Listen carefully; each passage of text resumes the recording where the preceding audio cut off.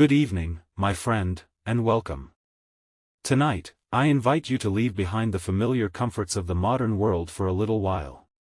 Let the glow of your bedside lamp become the last electric light you see tonight, because the place we are about to visit has never heard the quiet hum of electricity. There are no traffic lights to guide your way, no illuminated shop windows spilling warm light onto clean pavements, and certainly no reassuring street lamp stretching into the distance. Instead, our path will be lit only by candles, fireplaces, and the occasional flickering lantern carried by weary travelers who know that darkness here is something to be respected rather than ignored. Before we begin our journey, settle into a comfortable position. Allow your shoulders to relax, unclench your jaw, and let your breathing become slow and steady. There is nowhere else you need to be. For the next few hours, history asks nothing from you except your imagination. Now imagine that the calendar no longer reads 21st century America. Instead, it reads the autumn of the year 1385. You have crossed the English countryside after several days of difficult travel. The roads behind you have been little more than muddy tracks winding through forests, villages, and open farmland. Your boots carry the dust of many miles, and your horse, if you are fortunate enough to own one, has grown almost as tired as you. Ahead rises the largest city you have ever seen. London. Not the London filled with towering glass buildings and underground trains. Not the London visited by millions of tourists every year. This is medieval London, a city still enclosed by ancient stone walls first built by the Romans over 1,000 years earlier. Although those walls have been repaired countless times, they still stand proudly around much of the city, their weathered stones watching silently as merchants, pilgrims, noblemen and farmers pass beneath their gates every single day. If you are an American, one thing would probably surprise you immediately. The city is much smaller than you imagined. Not smaller in importance. Smaller in size. You could walk from one end of London to the other in less than an hour. Yet inside those walls lives a population that feels astonishingly crowded. Somewhere between 40 and 50,000 people call this city home, making it one of the largest urban centers anywhere in Europe. Every available piece of land has been claimed. Houses lean toward one another. Workshops crowd narrow streets. Churches rise above rooftops at every turn. The city feels less like something that was carefully planned and more like something that has simply continued growing wherever people could find space. And tonight, you are about to walk straight into it. At first, everything feels wonderfully exciting. You've dreamed of seeing medieval London your entire life. The great gates stand open before you, their enormous oak doors pulled back against the stone walls. Guards carrying long spears watch the endless stream of people entering and leaving, though they barely glance in your direction. Farmers arrive with wagons loaded high with vegetables harvested only hours earlier. Monks in brown robes walk quietly through the crowd with lowered heads. A merchant leading two heavily laden horses argues cheerfully with a tax collector over the fee required to enter the city. No one seems particularly interested in you. That, strangely enough, feels comforting. As you step beneath the towering archway, the city immediately surrounds you. The first thing that strikes you is not the sight of the buildings. It is the sound. Every direction seems alive at once. Somewhere nearby, a blacksmith hammers glowing iron upon an anvil with slow, steady rhythm. A fish seller loudly advertises today's catch brought upriver before sunrise. A woman laughs from an upstairs window while shaking dust from a heavy wool blanket. Children weave fearlessly between horses and carts with an agility that seems almost impossible. Wooden wheels creak. Dogs bark. Church bells echo faintly in the distance. Hundreds of conversations overlap until individual voices disappear into a single living heartbeat that belongs entirely to the city itself. Modern cities often overwhelm us with engines. Medieval cities overwhelmed people with human activity. Every sound came from another person working, arguing, bargaining, praying or simply trying to earn enough money to survive another week. As you continue walking, another sensation quietly begins demanding your attention. The smell. History books often describe medieval streets as dirty, and while that is certainly true by modern standards, the reality is far more complicated than a single unpleasant odor. Warm bread drifts from a nearby bakery where fresh loaves cool upon wooden shelves. Roasting onions mingle with the rich aroma of beef simmering slowly inside a tavern. Bundles of fresh herbs hang outside an apothecary's shop, filling the air with rosemary, sage and lavender. For a brief moment, the city smells almost inviting. Then the wind changes. Suddenly another collection of scents reaches you. Horse manure left in the roadway. Smoke from dozens of coal and wood fires. Fish discarded after the morning market. Leather being treated inside a tannery. Wastewater flowing gently along open gutters beside the street. To someone from modern America, the mixture would seem almost unbelievable. Yet the people around you continue their conversations without the slightest sign of discomfort. They have lived with these smells every day of their lives. To them, this is simply what a city smells like. You slow your pace, wanting to absorb every detail. The buildings themselves deserve your attention. Almost every house is constructed from thick wooden beams filled with white plaster, giving the streets their distinctive pattern of dark timber crossing pale walls.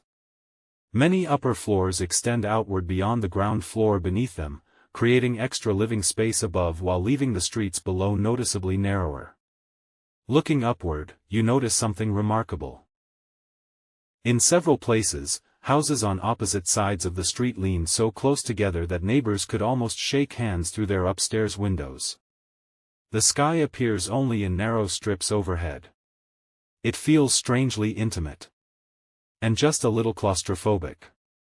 Ahead, the street opens into a lively marketplace where dozens of traders continue selling everything from apples and onions to wool cloth, candles, boots and wooden bowls. Chickens peck freely beneath market stalls searching for fallen scraps while an elderly woman patiently weaves wicker baskets beside a pile already taller than herself. It is wonderfully alive. And yet, something feels different. Not wrong. Simply, changing. Without anyone giving an order, the rhythm of the marketplace begins to shift. A butcher who moments ago was cheerfully bargaining over the price of lamb suddenly starts hanging heavy wooden shutters across the front of his stall. Across the square, a candle maker carefully packs unsold candles into a large chest before locking it with an iron key. Two apprentices roll barrels toward a warehouse with surprising urgency. Even the children seem less interested in playing. They glance occasionally toward the western sky, where the afternoon sun now hangs lower than it had only a few moments ago. At first you assume everyone is merely finishing work for the day. But then you notice something curious. Nobody is lingering. Nobody. Not the merchants. Not the customers. Not even the beggars who have spent the afternoon sitting patiently near the church entrance. Everyone seems to understand something you do not. And before long, someone will quietly explain why. The crowd continues moving around you, yet the mood has changed so gradually that you almost question whether you imagined it. Only a few moments ago people wandered through the market with the relaxed confidence of those who believed the day stretched comfortably ahead of them. Now every movement has acquired a quiet purpose.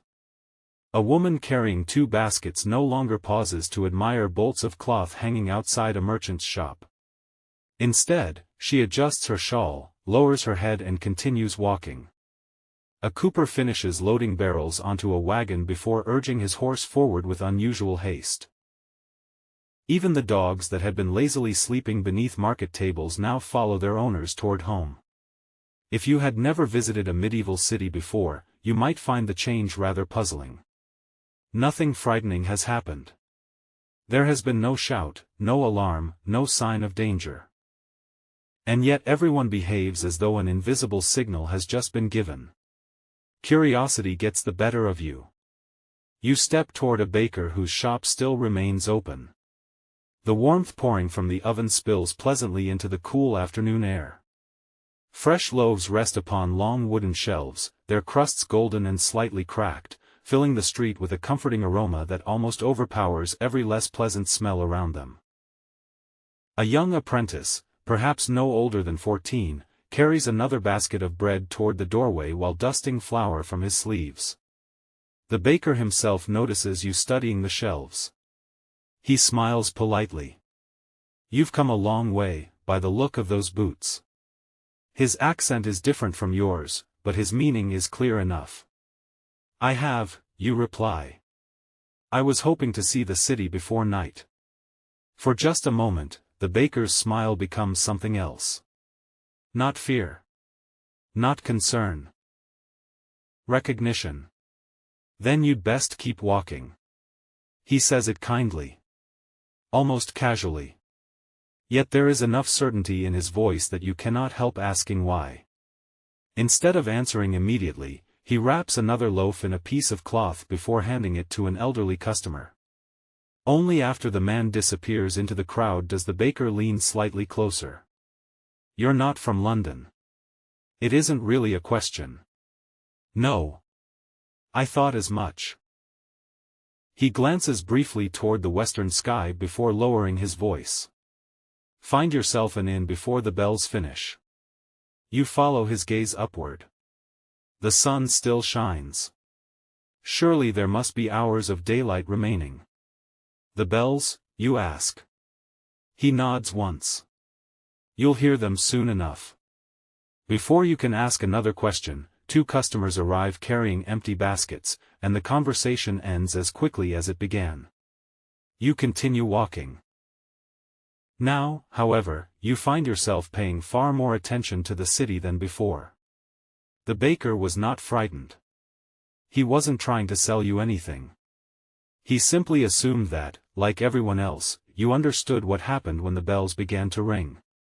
Except you don't. The farther you walk, the more obvious the pattern becomes. Shopkeepers are not merely closing because business has slowed. They are preparing for something. Heavy wooden shutters swing shut one after another with deep hollow thuds that echo along the narrow streets. Iron bars slide across doors. Small wooden signs advertising cloth, wine, candles and spices disappear inside workshops until only blank timber fronts remain. A money changer carefully counts silver pennies before placing them inside a stout chest secured with 2 separate locks. Even the conversations begin changing. Earlier, people had spoken loudly across the marketplace. Now voices are softer. Shorter. As though everyone has somewhere important to be. Perhaps the strangest thing of all is how ordinary this seems to everyone except you. No one appears surprised. No one asks questions. This routine has been repeated thousands of times before. Only the newcomer notices it. A sudden burst of laughter catches your attention. Across the street, 3 young boys chase one another around a public well, their wooden toy swords clattering against their belts. Their mother steps from a nearby doorway and calls only a single word. Instantly they stop playing. Without argument. Without complaint. They hurry toward her, disappearing inside before the door closes firmly behind them. You smile. Children behaving so quickly after only one instruction feels almost unbelievable. Then you realize. Even they understand something you do not.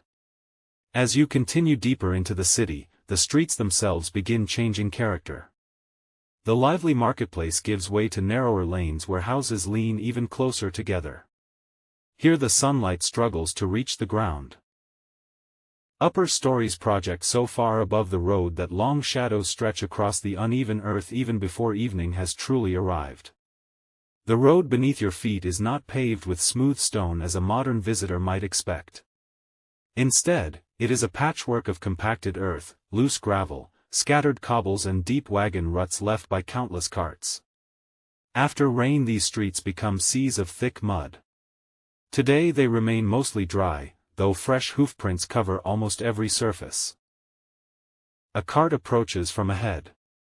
The driver calls for people to move aside. Everyone does so almost instinctively. There are no sidewalks here. The street belongs equally to merchants, horses, children, dogs and anyone else trying to pass. As the wagon rolls by, you notice several men standing outside a tavern. Unlike everyone else, they do not appear to be hurrying. For a moment you wonder whether the baker had exaggerated. Perhaps night in London is no different from night anywhere else. Perhaps people simply prefer reaching home before supper. Then one of the tavern's patrons glances toward the nearest church tower. His smile fades. Without another word he drains the last of his drink, pulls his cloak tightly around his shoulders and walks away.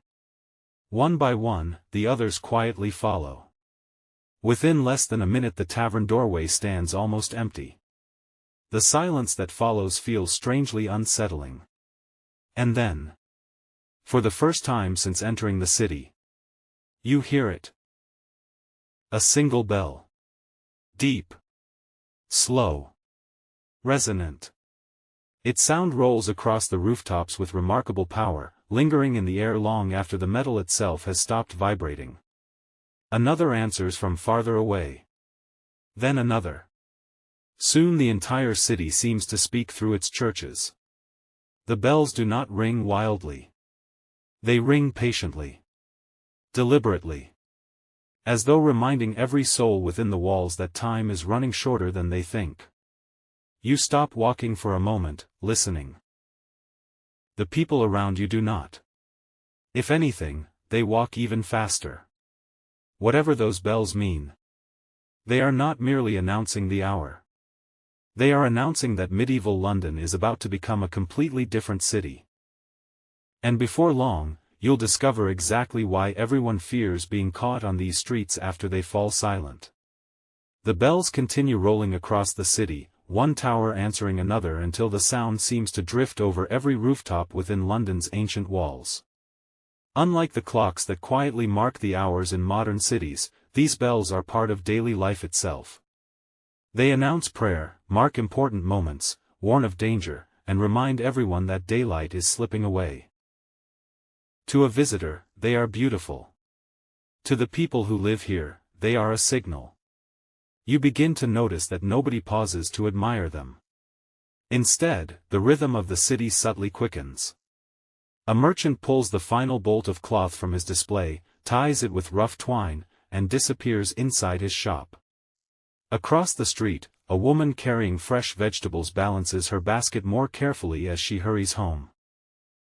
Even the pigeons circling above the market seem to settle onto nearby rooftops as if they, too, understand what comes next. As you continue your walk, the streets become noticeably narrower. The bustling marketplace slowly gives way to twisting lanes where the buildings lean inward so dramatically that the upper floors almost seem determined to shake hands above your head. Sunlight struggles to reach the ground between the tightly packed houses, leaving much of the street already wrapped in cool shadows despite the fact that the sun has not yet disappeared. These homes were never built according to a grand design.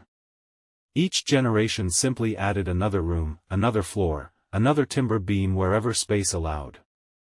The result is a city that feels wonderfully alive, yet strangely confusing.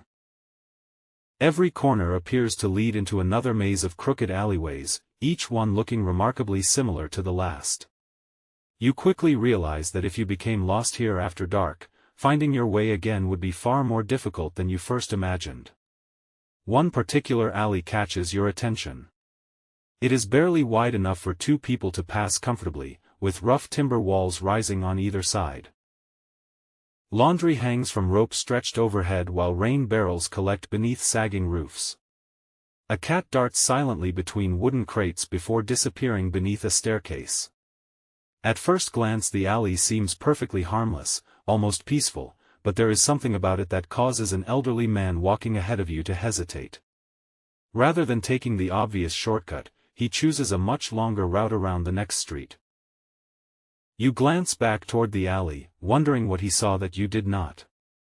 For now, it remains simply another forgotten passage through medieval London. Before this journey is over, however, we shall return to places very much like it, and you may discover why experienced Londoners preferred the longer walk. The smell of food once again drifts through the air, reminding you that evening meals are already being prepared across the city. Through an open doorway, you glimpse a family gathered around a small fire while a pot of pottage bubbles gently above glowing embers. Nearby, another household bakes oat bread inside a clay oven, and the warm aroma briefly fills the street before being carried away by the breeze. It is tempting to imagine medieval evenings as endlessly grim, yet moments like these reveal another side of life. Families looked forward to returning home just as people do today.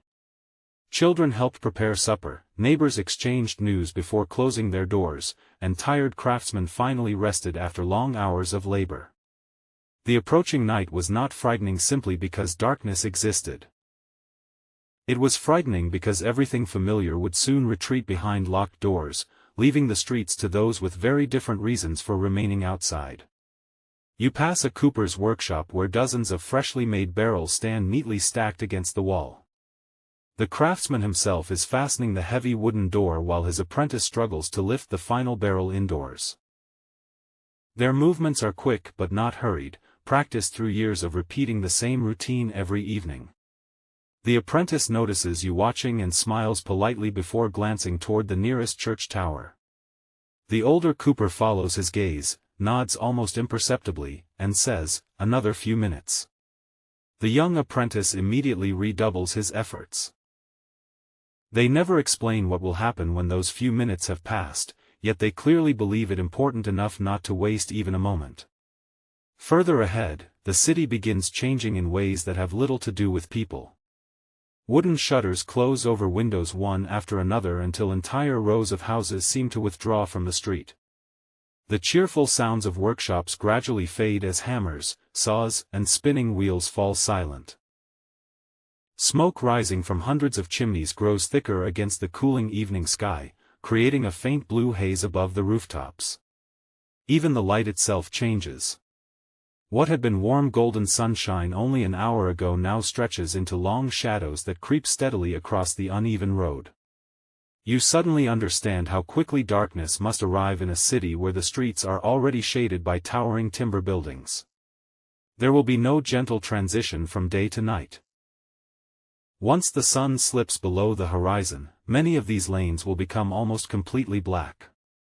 As these thoughts occupy your mind, another sound rises above the city. It is not another bell, nor the clatter of horses or merchants closing their shops. It is a man's voice, calm yet carrying surprising authority as he walks steadily along the street. You cannot make out every word at first, but the people around you hear him clearly. Several shopkeepers nod in acknowledgement. A woman collecting water from a public well immediately lifts her bucket and starts home. Two young apprentices abandon their conversation and disappear into a nearby doorway.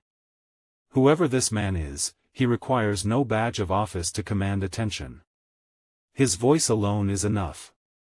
You quicken your pace, hoping to catch sight of him before he disappears around the next corner. You have a growing suspicion that the answer to your many questions lies not with the bells, nor the closing shops, but with the men who seem responsible for what happens once daylight finally comes to an end.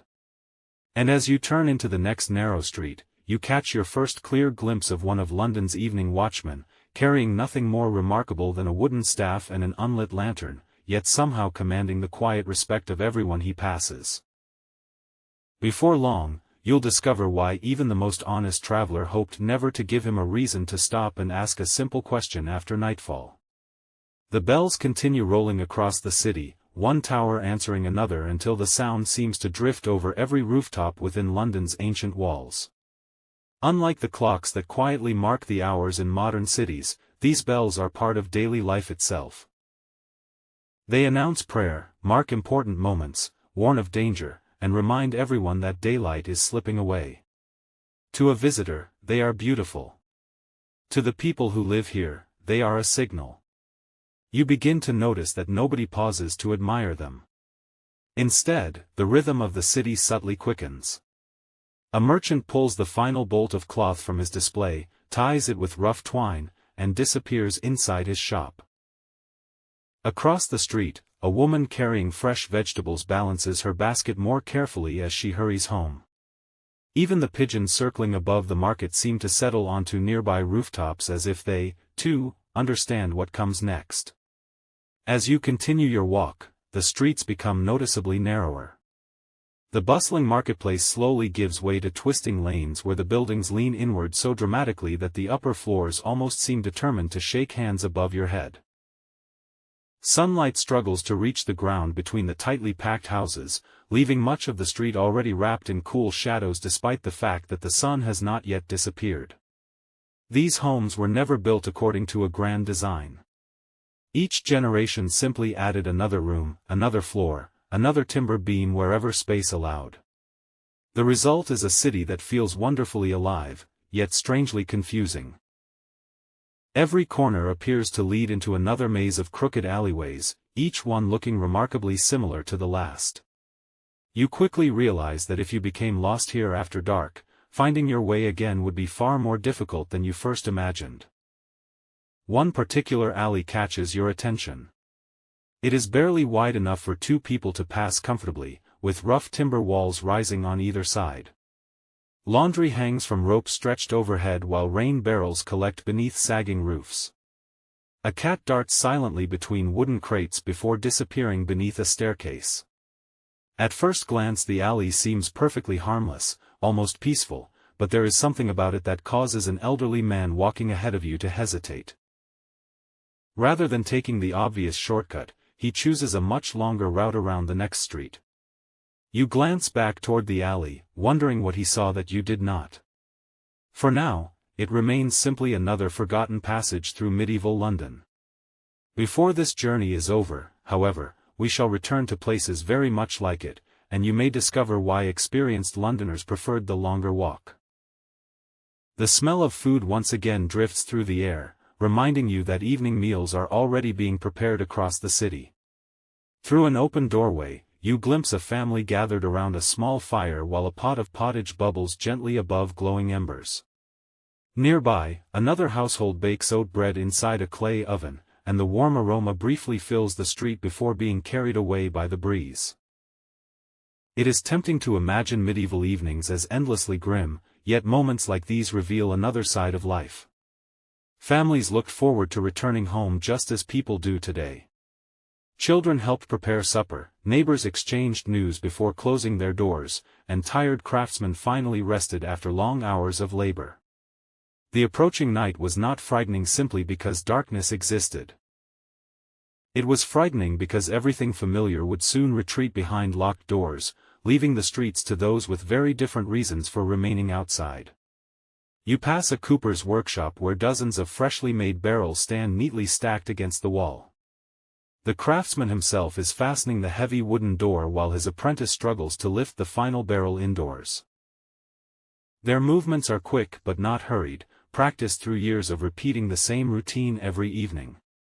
The apprentice notices you watching and smiles politely before glancing toward the nearest church tower.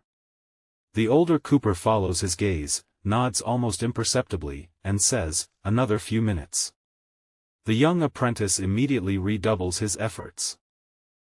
They never explain what will happen when those few minutes have passed, yet they clearly believe it important enough not to waste even a moment. Further ahead, the city begins changing in ways that have little to do with people. Wooden shutters close over windows one after another until entire rows of houses seem to withdraw from the street.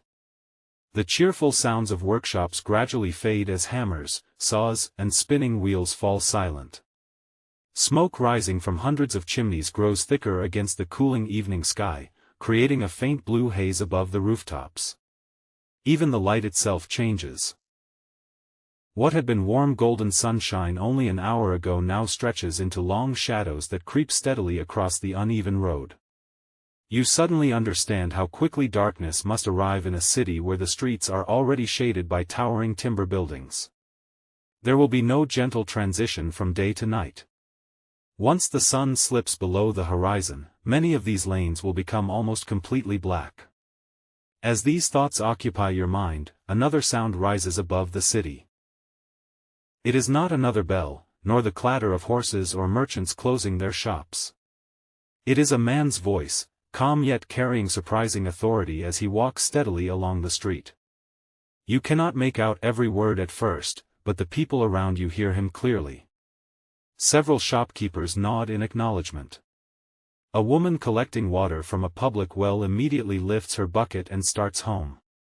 Two young apprentices abandon their conversation and disappear into a nearby doorway. Whoever this man is, he requires no badge of office to command attention. His voice alone is enough. You quicken your pace, hoping to catch sight of him before he disappears around the next corner. You have a growing suspicion that the answer to your many questions lies not with the bells, nor the closing shops, but with the men who seem responsible for what happens once daylight finally comes to an end. And as you turn into the next narrow street, you catch your first clear glimpse of one of London's evening watchmen, carrying nothing more remarkable than a wooden staff and an unlit lantern, yet somehow commanding the quiet respect of everyone he passes. Before long, you'll discover why even the most honest traveler hoped never to give him a reason to stop and ask a simple question after nightfall. By the time you catch up with the man carrying the lantern, the last traces of afternoon have already begun slipping quietly behind London's rooftops. The golden light that only moments ago reached deep into the streets now lingers only upon the highest chimneys and church towers, leaving everything below wrapped in cool shadows. The transformation is remarkably swift. Modern cities rarely become dark all at once. Electric lights awaken long before the sun disappears, gently replacing one kind of daylight with another. Medieval London offers no such comfort. Here, every passing minute steals a little more light from the streets, and everyone around you behaves as though they have rehearsed this moment every day of their lives. Further ahead, the city begins changing in ways that have little to do with people. Wooden shutters close over windows one after another until entire rows of houses seem to withdraw from the street. The cheerful sounds of workshops gradually fade as hammers, saws, and spinning wheels fall silent. Smoke rising from hundreds of chimneys grows thicker against the cooling evening sky, creating a faint blue haze above the rooftops. Even the light itself changes. What had been warm golden sunshine only an hour ago now stretches into long shadows that creep steadily across the uneven road. You suddenly understand how quickly darkness must arrive in a city where the streets are already shaded by towering timber buildings. There will be no gentle transition from day to night. Once the sun slips below the horizon, many of these lanes will become almost completely black. As these thoughts occupy your mind, another sound rises above the city. It is not another bell, nor the clatter of horses or merchants closing their shops. It is a man's voice, calm yet carrying surprising authority as he walks steadily along the street. You cannot make out every word at first, but the people around you hear him clearly. Several shopkeepers nod in acknowledgement. A woman collecting water from a public well immediately lifts her bucket and starts home. Two young apprentices abandon their conversation and disappear into a nearby doorway. Whoever this man is, he requires no badge of office to command attention. His voice alone is enough. You quicken your pace, hoping to catch sight of him before he disappears around the next corner. You have a growing suspicion that the answer to your many questions lies not with the bells, nor the closing shops, but with the men who seem responsible for what happens once daylight finally comes to an end. And as you turn into the next narrow street, you catch your first clear glimpse of one of London's evening watchmen, carrying nothing more remarkable than a wooden staff and an unlit lantern, yet somehow commanding the quiet respect of everyone he passes. Before long, you'll discover why even the most honest traveler hoped never to give him a reason to stop and ask a simple question after nightfall. By the time you catch up with the man carrying the lantern, the last traces of afternoon have already begun slipping quietly behind London's rooftops. The golden light that only moments ago reached deep into the streets now lingers only upon the highest chimneys and church towers, leaving everything below wrapped in cool shadows. The transformation is remarkably swift. Modern cities rarely become dark all at once. Electric lights awaken long before the sun disappears, gently replacing one kind of daylight with another. Medieval London offers no such comfort. Here, every passing minute steals a little more light from the streets, and everyone around you behaves as though they have rehearsed this moment every day of their lives. Long before modern fire departments existed, prevention was often the only reliable defense. The evening bell therefore served more than one purpose. It reminded families to secure their homes, prepare for the night, and gradually withdraw from the streets. What began as a practical fire precaution slowly became woven into the daily rhythm of urban life itself. As these thoughts occupy your mind, the watchman finally stops beside the entrance to a narrow crossroads where four streets meet. He lifts his lantern, strikes a small piece of flint against steel, and patiently coaxes the candle inside to life. A warm amber glow flickers through the horn panels, casting gentle light across the cobblestones beneath his feet. It is astonishing how little ground the lantern actually illuminates. Modern flashlights throw powerful beams dozens of meters ahead. This small flame barely reaches the opposite side of the street. Everything beyond remains swallowed by deepening shadow. You suddenly understand why medieval people feared darkness far more than we do today. It was not merely the absence of light. It was the absence of certainty. You instinctively glanced down one of the side streets. During the afternoon you would have seen children playing, shopkeepers bargaining and neighbors greeting one another from open doorways. Now the lane appears almost deserted. Most windows have already been closed with heavy wooden shutters. Only the occasional crack of candlelight escapes between uneven boards. Somewhere behind one of those walls a family shares supper around a warm fire. Somewhere else a mother tells her youngest child that tomorrow will come quickly. Yet from the street itself, almost nothing can be seen. The city has begun turning inward, retreating behind timber walls as though preparing for something unseen. The watchman resumes walking, his staff tapping gently against the stones with every measured step. The sound echoes surprisingly far in the quieting streets. You notice that people react to it long before they actually see him. A merchant carrying a sack of grain pauses briefly before continuing home. A pair of travelers standing uncertainly at a crossroads approach him to ask the quickest route toward an inn. He answers politely, pointing them toward a nearby street before reminding them not to linger. There is no threat in his voice, only practical advice offered by someone who understands the city better than those passing through it. It would be comforting to believe that the greatest danger after sunset came from thieves hiding in dark alleys. Such stories certainly existed, and we shall encounter them later during our walk.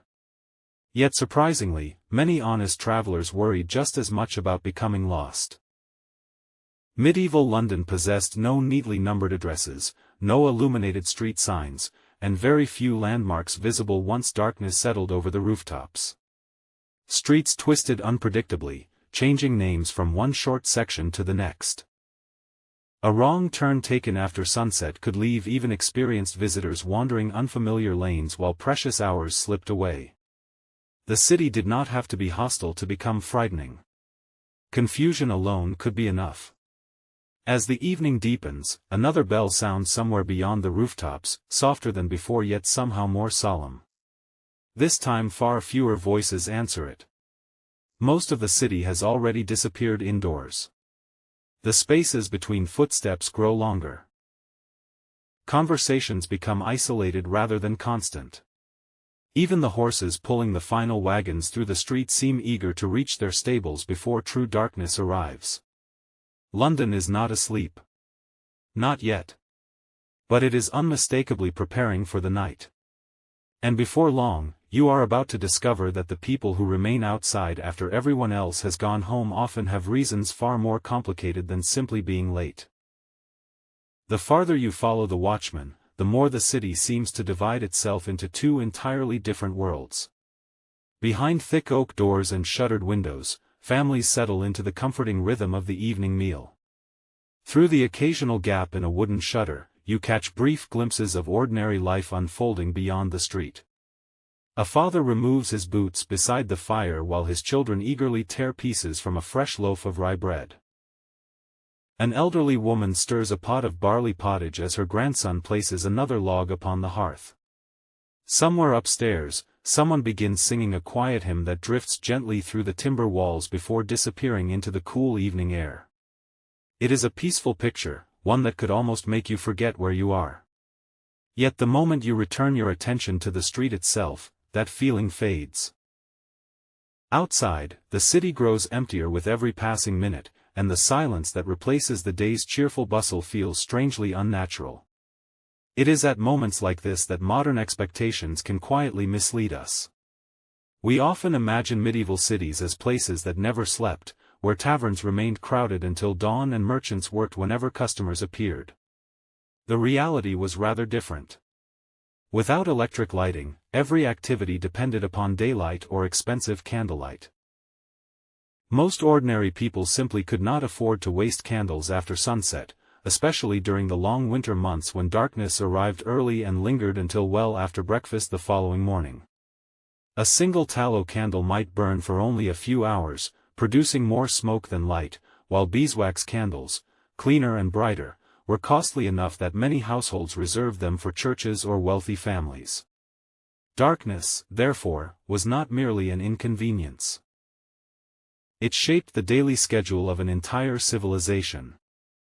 A wrong turn taken after sunset could leave even experienced visitors wandering unfamiliar lanes while precious hours slipped away. The city did not have to be hostile to become frightening. Confusion alone could be enough.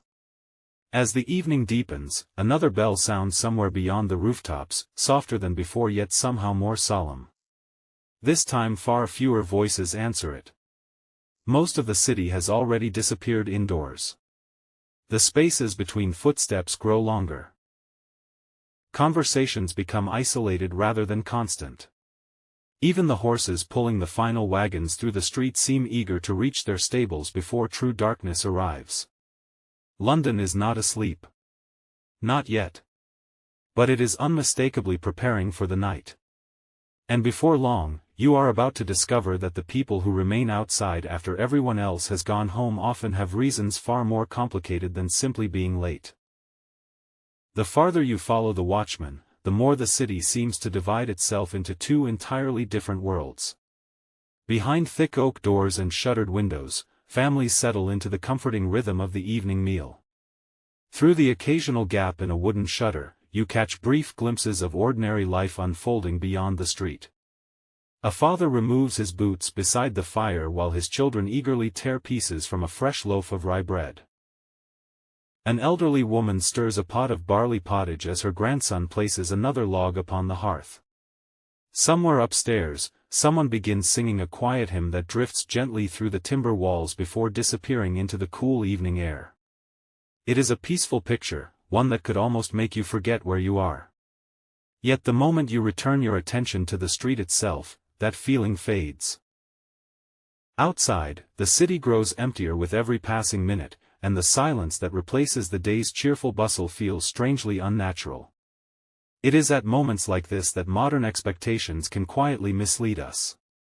We often imagine medieval cities as places that never slept, where taverns remained crowded until dawn and merchants worked whenever customers appeared.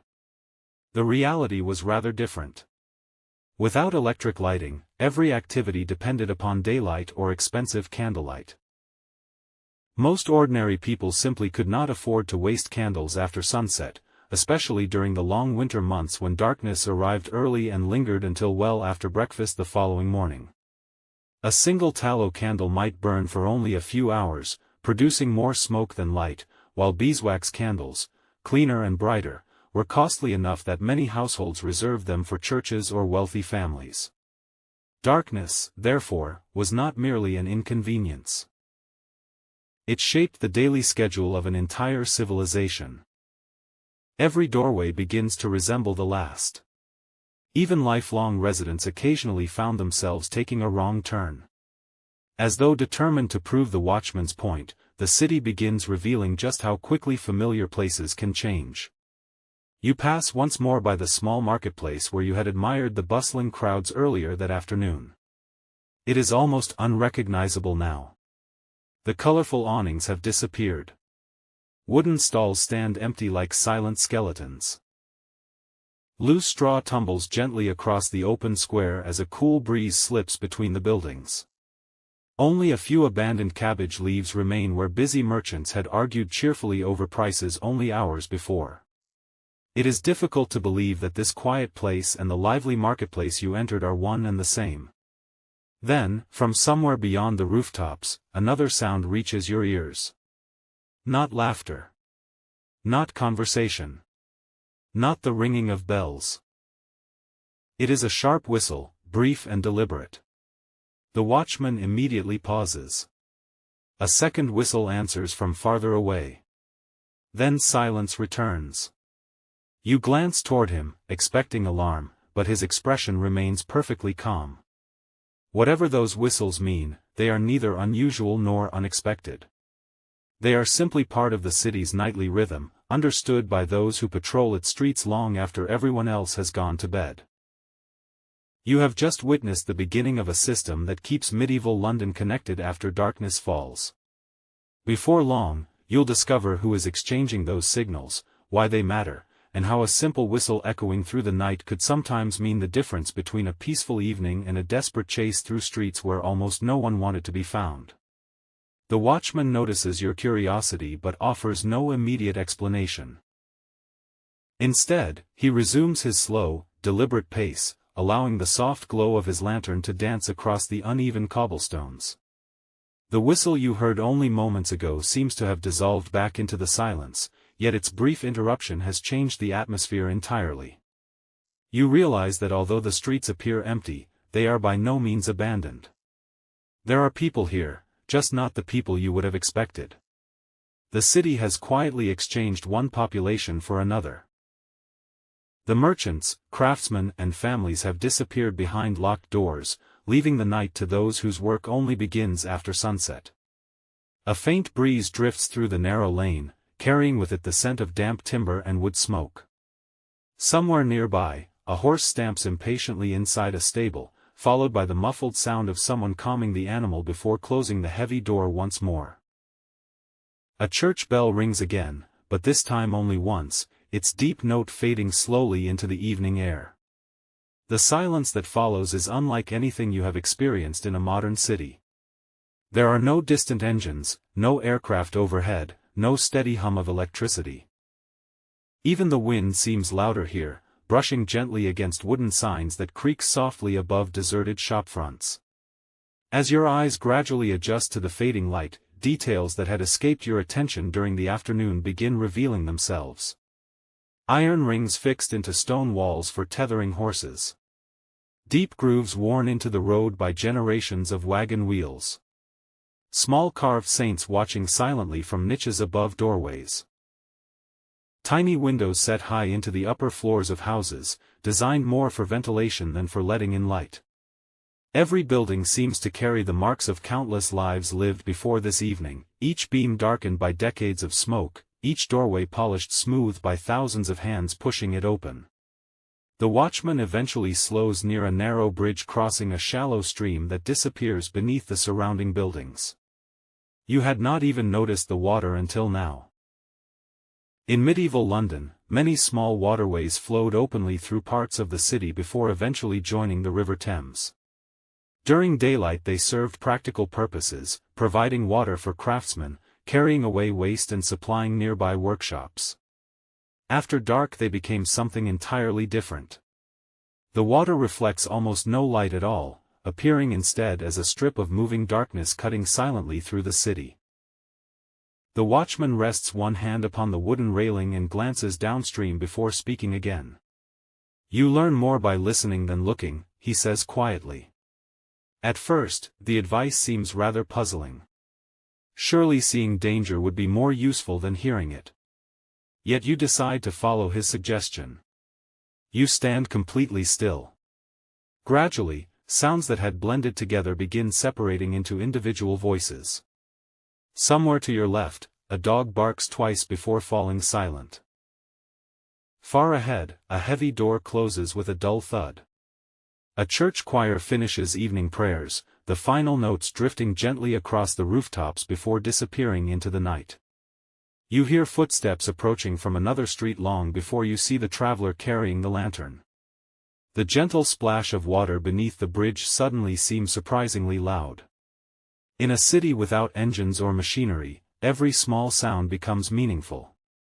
Experienced Londoners often knew who, or at least what, was approaching simply by listening carefully. It is a skill modern people have largely forgotten. Our world constantly competes for our attention with thousands of sounds at once. The medieval world was quieter. And because it was quieter, unusual sounds mattered much more. A hurried set of footsteps. Breaking glass. Raised voices. A horse galloping after dark. Any of these might immediately attract attention. Perhaps that is why the watchmen relied not only upon their eyes but upon their ears. Long before they could see trouble, they could often hear it. You continue walking together until the streets begin widening once more. Ahead rises one of the city's larger thoroughfares, though even this road would seem narrow by modern standards. During the day it would have been filled with wagons bringing grain, timber, and wool into the city. Tonight only a handful of travelers remain. An elderly monk walks alone carrying a small lantern whose flame sways gently with every step. Two servants hurry toward what appears to be the rear entrance of a wealthy merchant's house, balancing covered baskets that likely contain the remains of the evening meal. A physician rides past on horseback, his cloak wrapped tightly against the growing chill. Unlike ordinary townspeople, certain professions could not simply stop working because darkness had arrived. Illness paid little attention to daylight, and neither did emergencies. The physician disappears around a distant corner, leaving you wondering what kind of patient awaited him. Medieval medicine was a world filled with uncertainty, herbs, prayers, and limited understanding of disease. Even so, people placed great trust in those willing to travel the streets after nightfall when others preferred the safety of home. We shall meet people like him again before this journey ends, for the city after dark belonged not only to watchmen and wrongdoers, but also to those whose duty required them to venture where others would not. As you pass beneath the shadow of another church tower, the watchman suddenly raises one hand. From somewhere ahead comes the unmistakable glow of several lanterns moving slowly toward you. At first you assume they belong to late-arriving travelers. Then you notice something curious. The watchman straightens his posture, grips his staff a little more firmly and waits without saying a word. Whoever is approaching, he clearly knows them. And judging by the quiet respect with which he prepares to greet them, they are every bit as important to the safety of medieval London as the watchmen themselves. The lanterns drift steadily closer, their warm amber light swaying gently with every measured step until the figures carrying them slowly emerge from the darkness. There are 4 of them altogether. They are not soldiers, nor merchants returning late from business. Each man wears a simple wool cloak fastened against the evening chill, and each carries the same combination of a wooden staff and horn lantern as the watchman beside you. Without exchanging many words, they greet one another with quiet nods, as though this meeting has taken place countless times before. There is no formal ceremony, no inspection, no elaborate report. One asks whether everything has remained peaceful in the western quarter. Another replies that a loose horse was recovered near the market shortly before sunset and safely returned to its owner. A third mentions that the city gates have now admitted the final travelers expected before closing. Their conversation lasts barely a minute, yet it quietly reveals something important. Medieval London may appear chaotic to outsiders, but beneath that appearance exists a surprisingly organized network of people responsible for keeping order while most citizens sleep. You might imagine these watchmen as something resembling a modern police force, but the comparison is only partly true. Their responsibilities were far broader and, in many ways, far simpler. They watched for fires that could spread through timber houses with terrifying speed. They listened for cries of distress. They questioned suspicious strangers wandering after dark without obvious purpose. They ensured that gates remained secure, streets remained reasonably peaceful, and that anyone requiring assistance could find it. They were not detectives searching for hidden clues or solving complicated mysteries. Their greatest strength lay in being visible. A lantern moving steadily through the darkness reminded everyone that someone remained awake while the rest of the city slept. One of the older watchmen notices your curious expression and smiles kindly. "First evening in London?" he asks. You nod. He chuckles softly. "Then you're seeing her at her best." The remark surprises you. Looking around, the streets seem quieter than ever. Most doors have already been bolted, and only the occasional flicker of candlelight escapes through gaps in heavy wooden shutters. "The best?" you ask. He gestures toward the silent houses lining the street. "When folk are home." Those 4 words linger in your thoughts as the watchmen continue on their separate patrols. It is a remarkably simple observation, yet it reveals something deeply human about medieval life. Safety was never created by empty streets alone. It depended upon neighbors returning home, families gathering around their fires, and ordinary people following routines repeated so faithfully that everyone understood their place within them. The city did not become peaceful because danger disappeared. It became peaceful because most honest people withdrew indoors together, leaving relatively few souls moving through the darkness. You resume your walk beneath a sky that has now turned a deep shade of indigo. The last trace of sunlight has disappeared beyond the western horizon, leaving only a faint silver glow lingering above the rooftops. One by one, stars begin appearing overhead, though many remain hidden behind drifting smoke rising from hundreds of household chimneys. Without modern light pollution, the medieval night sky could often appear breathtakingly clear beyond the city walls.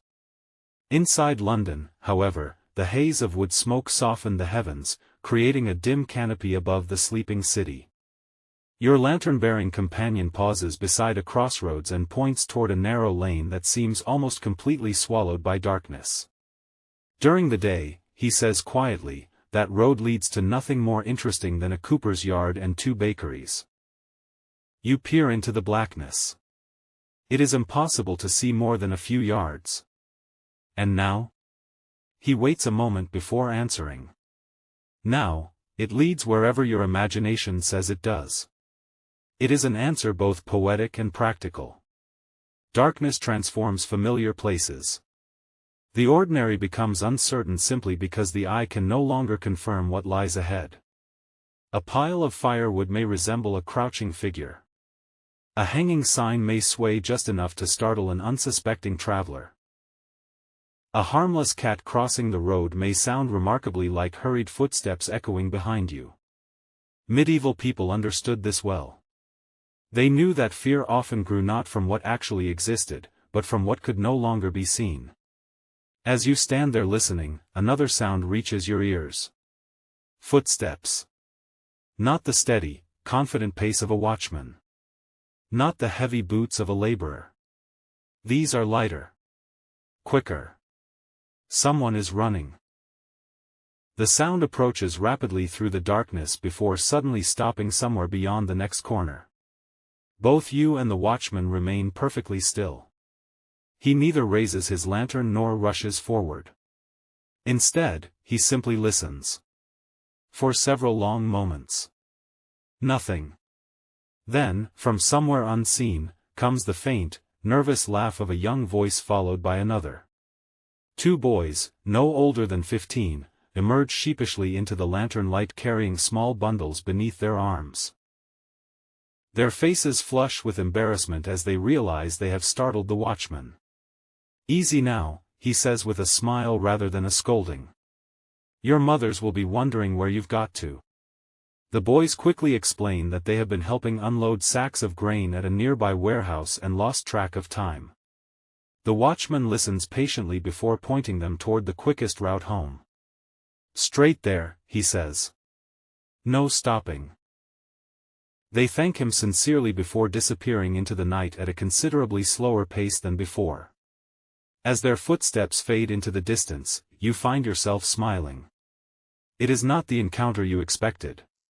There were no thieves. No dramatic confrontation. No drawn weapons. Just two tired apprentices trying to reach home before their parents became worried. Moments like these remind you that medieval cities were filled not only with extraordinary stories but with ordinary lives. Most people walking these streets after sunset were simply trying to finish another day's work and return safely to those waiting for them.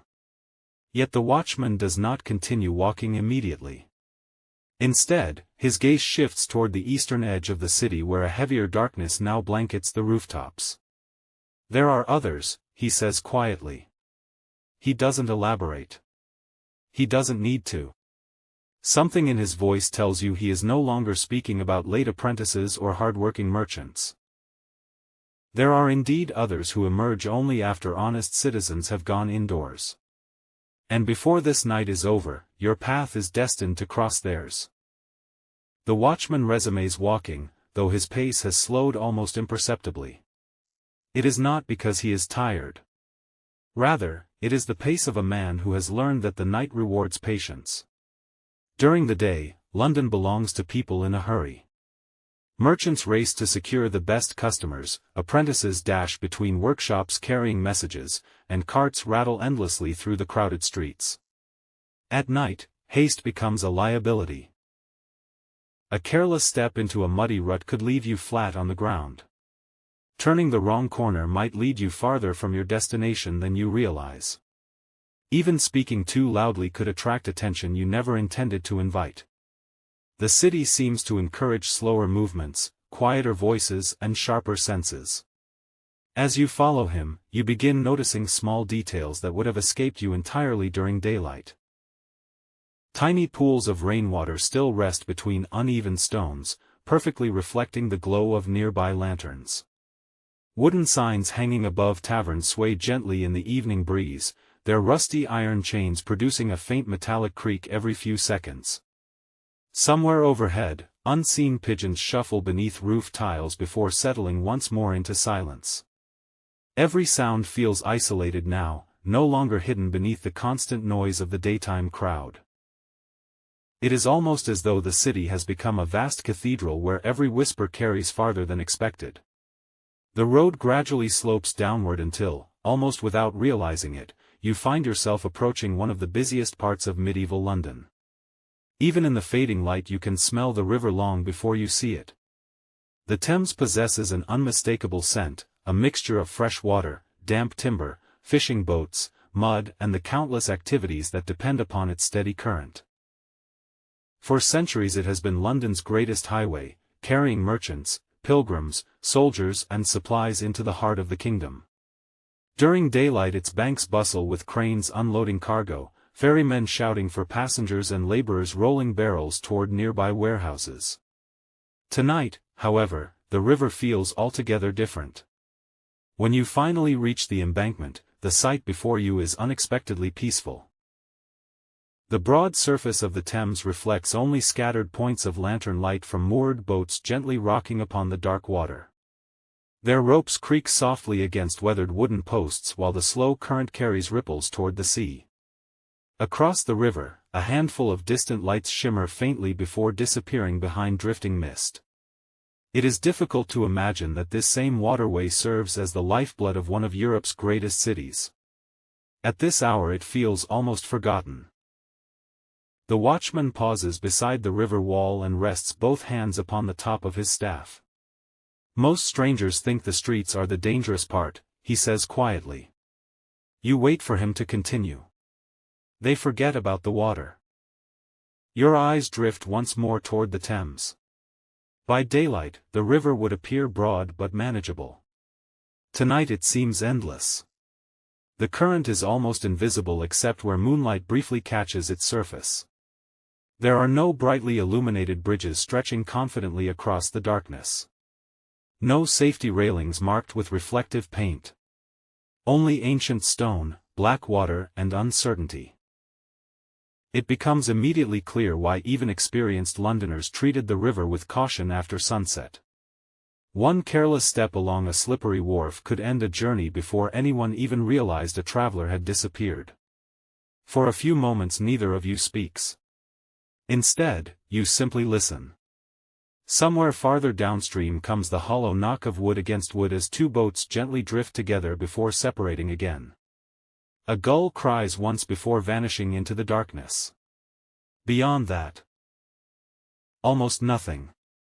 Modern rivers often echo with engines, music and city traffic. The medieval Thames belongs almost entirely to nature once the working day has ended. As you leave the riverside behind, the streets begin climbing gently once more toward the heart of the city. The lantern's warm glow reaches only a few yards ahead, forcing your eyes to adjust constantly between light and darkness. It is surprisingly tiring. You suddenly understand why carrying a lantern was not merely convenient but essential. Without one, every step would become an act of guesswork. The watchman notices you studying the lantern. Not everyone carries one, he remarks. Why not? He smiles faintly. They cost money. The answer is wonderfully simple. A proper lantern required horn panels, a metal frame, a candle and someone willing to replace that candle when it burned low. For wealthy merchants or officials, such expenses were easily managed. For laborers earning only a few pennies a day, every candle represented money that might otherwise purchase bread, ale or firewood. Many ordinary people simply chose not to travel after dark unless absolutely necessary. It was cheaper, safer and far more sensible to remain indoors until morning. That small realization changes the way you think about the city. It is tempting to imagine medieval people as naturally comfortable with darkness because they experienced it every evening. In truth, they organized their entire lives to avoid unnecessary time outside after sunset. Shops opened with the daylight because customers could see what they were buying. Craftsmen worked by windows because sunlight cost nothing.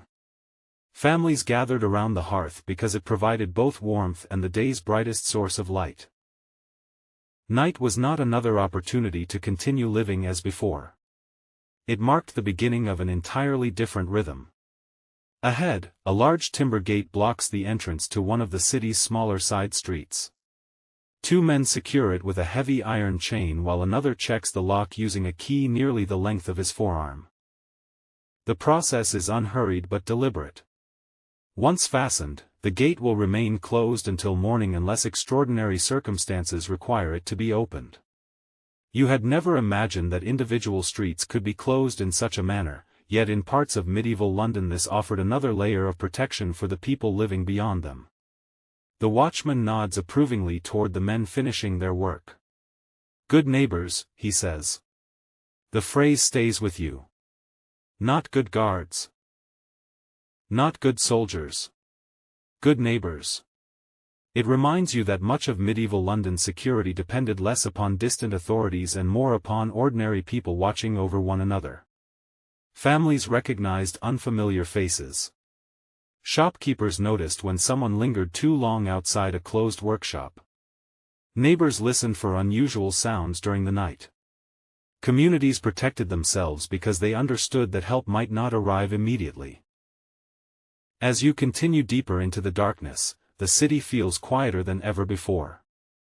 Yet beneath that silence lies the unmistakable sense that countless unseen eyes still watch from shuttered windows, listening just as carefully as the watchmen themselves. And somewhere beyond the next maze of narrow streets, another part of London's nighttime world is beginning to awaken, a world of taverns, travelers, and those who earned their living only after the respectable citizens had gone to bed. That is where our walk will take us next. The deeper you venture into London streets, the more noticeable the transformation becomes.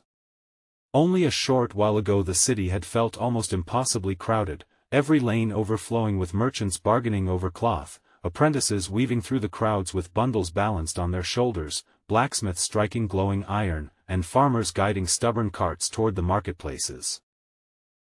Now, as the last traces of daylight slip quietly behind the rooftops, those same streets seem to have emptied themselves with remarkable speed. Doors are firmly shut, wooden shutters cover nearly every window, and the cheerful conversations that once echoed between the buildings have faded into little more than distant memories. The city has not fallen asleep, but it has unquestionably changed its character. It is no longer the London of busy commerce. It has become the London of shadows. Your companion raises his lantern slightly higher as the lane ahead narrows once again. The warm amber light spreads gently across the uneven cobblestones, revealing little more than a few yards of ground before surrendering to the darkness beyond. You quickly discover that the lantern does not banish the night. Instead, it simply carves out a small island of certainty in a sea of uncertainty. Beyond that comforting circle of light, the city remains hidden. Every doorway becomes a silhouette. Every overhanging roof melts into the darkness above. The farther you walk, the more you understand why medieval people respected the night in ways that are difficult for us to imagine today. Modern Americans rarely experience genuine darkness. Even in quiet towns, distant streetlights, passing cars, or illuminated windows constantly remind us that civilization is close at hand. Medieval London offers no such reassurance. Once the sun has disappeared, the darkness belongs entirely to itself. The watchman seems perfectly at ease. His footsteps remain slow and deliberate, his lantern swinging gently beside him with every stride. From time to time he pauses without explanation, not because he has heard something alarming, but because he is listening. Curious, you begin doing the same. At first the silence feels almost complete. Then, gradually, individual sounds begin revealing themselves. Rainwater drips rhythmically from a wooden gutter onto the stones below. Somewhere far away, an old church bell quietly marks another passing quarter hour. A horse shifts its weight inside a nearby stable, causing leather harnesses to clink softly together. From an upstairs room comes the muffled laughter of a family finishing their evening meal before silence returns once more. You realize that the city has not become quiet because life has ended. It has become quiet because life has retreated indoors. As you continue walking, the watchman suddenly slows beside the entrance to an alley so narrow that it almost disappears between the surrounding buildings. During daylight you might never have given it a second glance. It is simply another shortcut threading its way between workshops and courtyards, worn smooth by generations of busy feet. Now it resembles the mouth of a cave. The lantern reveals only the first few paces before the passage dissolves into complete darkness. Without saying a word, the watchman gently places one hand upon your arm and guides you back toward the wider street. Only after several moments does he explain his decision. Never take the shortest way after sunset, he says quietly. The advice catches you slightly off guard. To a modern traveler, the shortest route often seems the safest simply because it leaves less time for something to go wrong. The watchman smiles, as though he has heard that assumption countless times before. The shortest road isn't always the safest, he replies. Sometimes it only looks that way in daylight.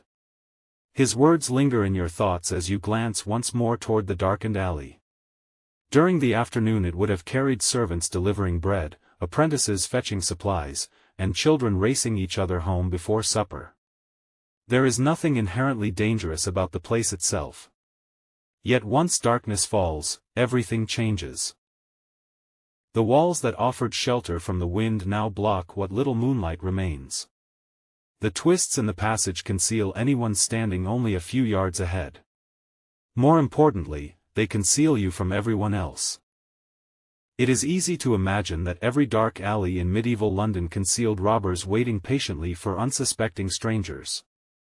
The truth was rather less dramatic, though no less dangerous. Many accidents happened simply because people could no longer see where they were walking. Open drains crossed certain lanes without warning. Loose stones rolled beneath tired feet. Wooden staircases leading to upper rooms projected unexpectedly into the street. A single fall in a deserted passage could leave a traveler injured with no one close enough to hear a cry for help. In many cases, the greatest danger was not violence at all. It was isolation. Medieval cities depended upon people being near one another. Once you wandered beyond the places where others regularly walked, even the smallest problem could become a serious one. The watchman points his staff toward the broader road stretching ahead. Although it remains dimly lit, several lanterns can be seen moving slowly in the distance, their gentle glow drifting between the houses like tiny floating stars. "Stay where the lanterns are," he says. It is wonderfully practical advice. The wider streets are patrolled more often, not because they are immune to trouble, but because they remain useful long after sunset. Physicians answering urgent calls, priests returning from evening prayers, servants carrying messages between wealthy households, and merchants delayed by business all prefer these routes. There is comfort in knowing that another traveler may appear around the next corner. Darkness itself becomes less frightening when shared with others. As you walk onward, another realization quietly settles into your mind. Medieval London was not a city where people expected danger to leap from every shadow. If it had been, no one would have chosen to live here. Instead, it was a city that encouraged caution. Experience had taught generations of Londoners which streets remained busy after sunset and which ones gradually emptied. They knew where respectable inns welcomed weary travelers and which districts were better avoided once the bells had finished ringing. These were not secrets whispered only among the wealthy or powerful. They were pieces of ordinary knowledge, passed naturally from parents to children, from masters to apprentices, and from neighbors to newcomers. In many ways, surviving the medieval city depended less upon bravery than upon understanding its rhythms. The watchman suddenly raises one hand, bringing both of you to a gentle halt beneath the shadow of a timber-framed warehouse. His expression remains calm, yet his attention has shifted toward the crossroads ahead. You stand quietly beside him, listening. At first there is nothing. Then, faintly, comes the sound of footsteps. Not hurried footsteps. Not the cautious tread of someone trying to avoid notice. These footsteps are steady, confident and accompanied by the soft clinking of glass bottles packed inside wooden crates. A warm glow begins dancing against the walls as several lanterns slowly approach from around the corner. The watchman smiles. "They're late," he says almost to himself. You glance toward the approaching lights with growing curiosity. Who? The brewers. Before long, you are about to discover that while most honest people have already returned home, there are still a surprising number of professions whose working day has only just begun. The lanterns draw steadily nearer until the men carrying them finally emerge into the watchman's circle of light. There are 5 of them, all broad-shouldered and dressed in heavy wool cloaks stained with the unmistakable marks of long hours spent working around barrels and casks. 2 push a handcart loaded with wooden kegs carefully bound together with thick rope, while another balances a ledger beneath one arm, occasionally checking the markings burned into the ends of the barrels. Their movements are practiced and unhurried. Unlike the merchants who rush to close their stalls before sunset, these men seem perfectly comfortable beginning another journey now that the streets have emptied. They greet the watchman with easy familiarity, exchanging a few quiet words before continuing toward the riverside. It becomes immediately apparent that while most of London sleeps, an entirely different workforce quietly takes over the city. You cannot help wondering why they would choose to work at such an hour. The answer, as the watchman explains while watching them disappear into the darkness, is surprisingly practical. Medieval London functioned according to rhythms that often seem unfamiliar today. During daylight the streets near the markets were so crowded with customers, livestock and wagons that transporting heavy goods became painfully slow. Once evening arrived and ordinary traffic disappeared, moving barrels of ale, flour, timber, or grain through the city became considerably easier. Brewers, carters and warehouse workers often preferred these quieter hours, when they could guide heavily loaded carts through the streets without constantly stopping to avoid crowds. Night, in many ways, belonged to those whose work depended upon space rather than sunlight. Ale itself occupied a far more important place in medieval life than many modern people realize. For countless Londoners it was not simply a drink enjoyed at the end of the day but an ordinary part of every meal. Brewing formed an essential industry within the city, supplying households, inns, monasteries and travelers alike. Contrary to popular belief, medieval people did not drink ale because water was always unsafe. Many wells and springs provided perfectly usable water. Instead, ale offered nourishment, calories, and a familiar drink that accompanied everyday life. Children often drank weaker varieties, while stronger alesh found their way into taverns where laborers gathered after work. Every barrel rolling quietly through the streets tonight represented tomorrow's meals, conversations, and celebrations. As you continue walking, the distant sound of wooden wheels begins echoing through the night. Another cart slowly emerges from a side street, this one pulled by two sturdy horses whose breath hangs visibly in the cooling air. Their hooves strike the cobblestones with a slow, rhythmic certainty that seems almost soothing after the noise of the busy marketplace earlier in the day. The driver lifts one hand in greeting toward the watchman before gently guiding the horses onward. There is no shouting, no cracking of whips, no frantic attempt to hurry. The entire city appears to have adopted a calmer pace now that darkness has settled over it. Even the animals seem quieter, as though they too recognize that the night demands patience rather than speed. Ahead, the warm glow spilling from an open doorway catches your attention. It belongs to a modest tavern tucked between two timber-framed houses, its weathered wooden sign creaking softly above the entrance. Unlike the noisy public houses often portrayed in films, this place feels surprisingly subdued. Through the open door you glimpse perhaps a dozen people seated around rough wooden tables. A merchant studies a rolled parchment while slowly finishing his mug of ale. Two travelers warm themselves beside the fireplace, speaking in voices so low that their words never reach the street. An elderly woman quietly serves bowls of hot pottage to a pair of laborers whose clothes still carry the dust of the day's work. There is laughter now and then, but it never grows loud. The atmosphere is one of tired conversation rather than celebration. The watchman notices your interest and smiles. An honest tavern, he remarks simply. The phrase intrigues you. Surely not every tavern deserved such a description. He explains that many respectable inns remained open long enough to welcome travelers arriving before the city gates closed, offering a warm meal, fresh straw for sleeping and a secure place to spend the night. These establishments formed an important part of London's economy, especially for merchants journeying between towns. A traveler fortunate enough to find such an inn before darkness truly settled could enjoy a far more peaceful evening than one still wandering the streets in search of lodging. It is tempting to imagine that every tavern became a center of drunken disorder once the sun disappeared. While arguments and occasional fights certainly occurred, most people inside had practical reasons for being there. Some had traveled many miles and needed food before continuing their journey the following morning. Others discussed business that could not be finished before sunset. Carters waited for dawn before unloading goods. Messengers rested their horses. Craftsmen shared news of prices, harvests and upcoming fairs. The tavern served not only as a place to drink but as a gathering place where information traveled almost as quickly as people themselves. In a world without newspapers or telephones, conversation remained one of the fastest ways for news to spread across the kingdom. As you step away from the welcoming light of the tavern, the contrast is immediate. The street once again falls into darkness beyond the reach of the lantern. The sounds of quiet conversation fade behind you until only the steady tapping of the watchman's staff remains.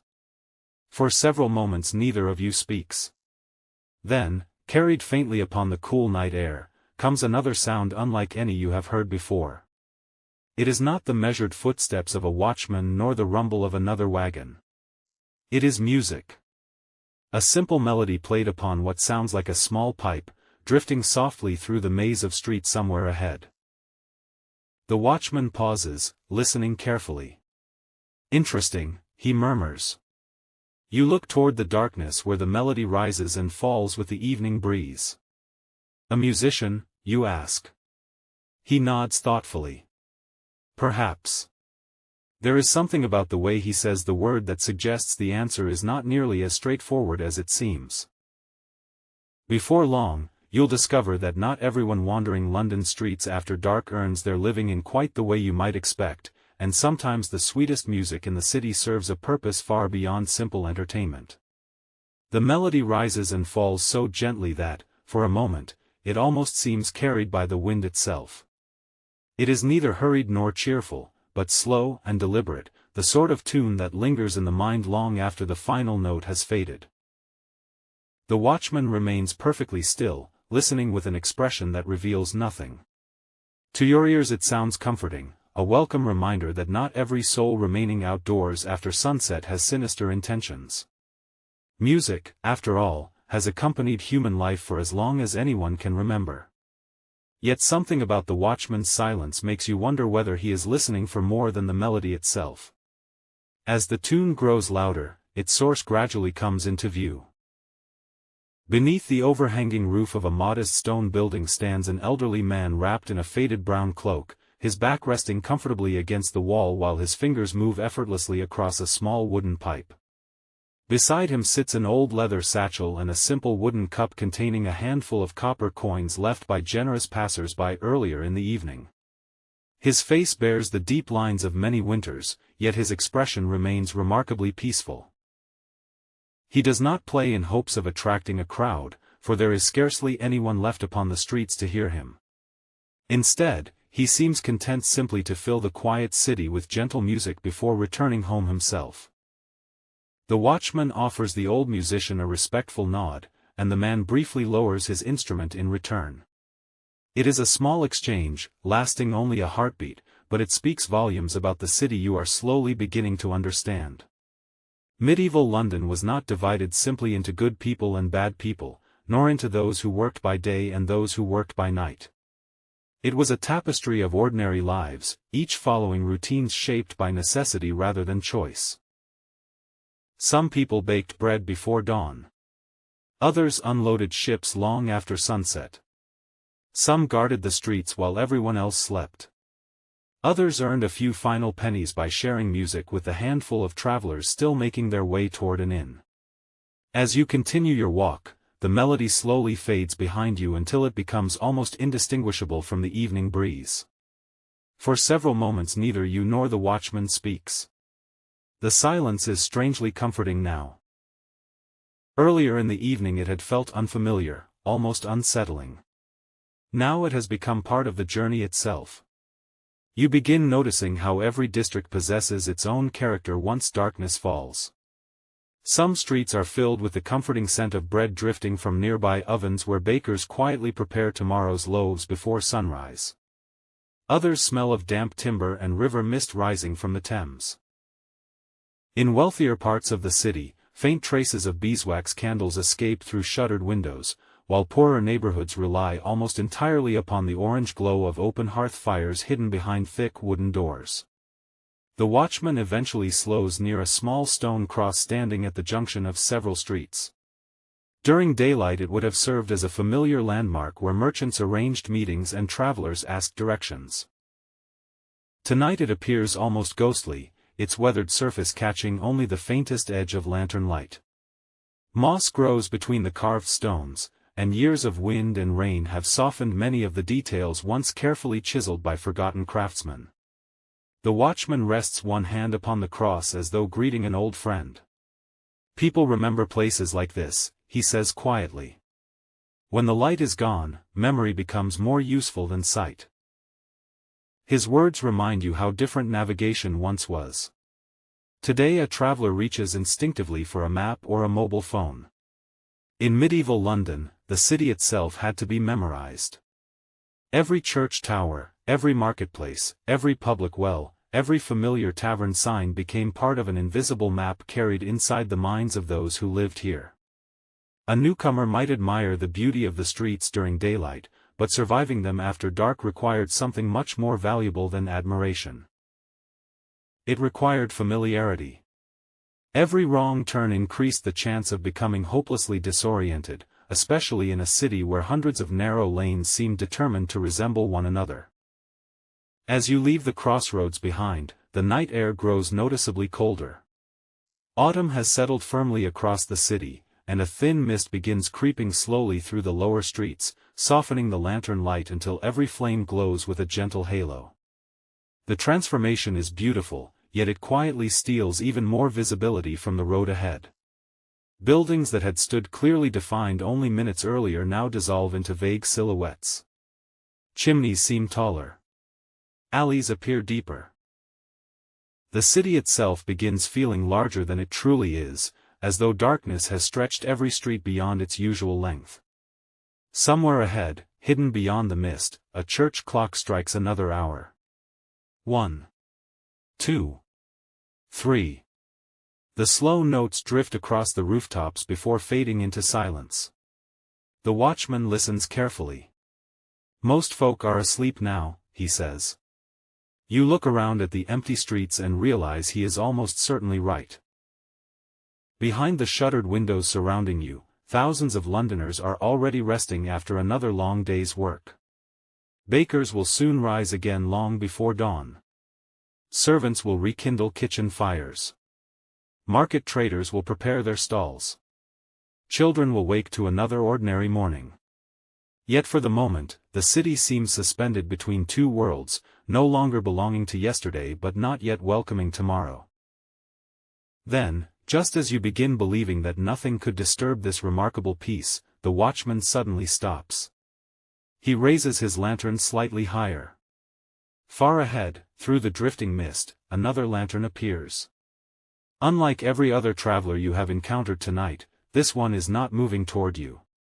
It is standing perfectly still. Waiting.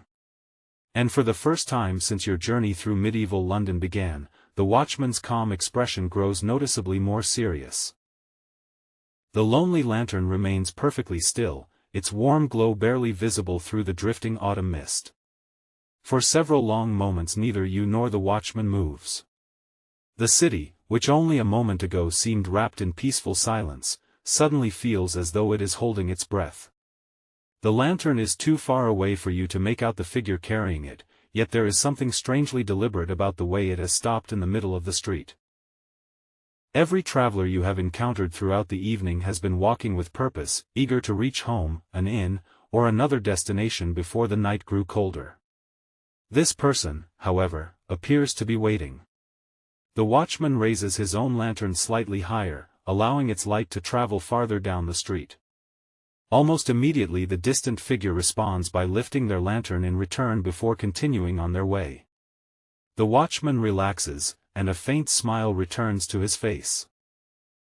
Another patrol, he says quietly. We let each other know we're there. It is a surprisingly simple system, yet an effective one. Long before radios or telephones existed, watchmen depended upon small routines like these to reassure one another that every district remained peaceful. A familiar lantern held high, a whistle carried across the rooftops, or the rhythmic tapping of a wooden staff against the cobblestones could communicate far more than words ever needed to. As the two lanterns pass one another, the other watchman offers nothing more than a polite nod before disappearing into the maze of streets behind you. Their meeting lasts less than a minute, but it reminds you of something easily forgotten. Throughout history, countless ordinary people have spent their nights awake so that others might sleep without worry. Medieval watchmen rarely appeared in grand paintings or celebrated poems. Few children dreamed of becoming one when they grew older. Yet without them, cities like London would have felt very different after sunset. They were quiet guardians, known by almost everyone but remembered by very few. You continue deeper into the city, and with every passing street the houses begin changing once again.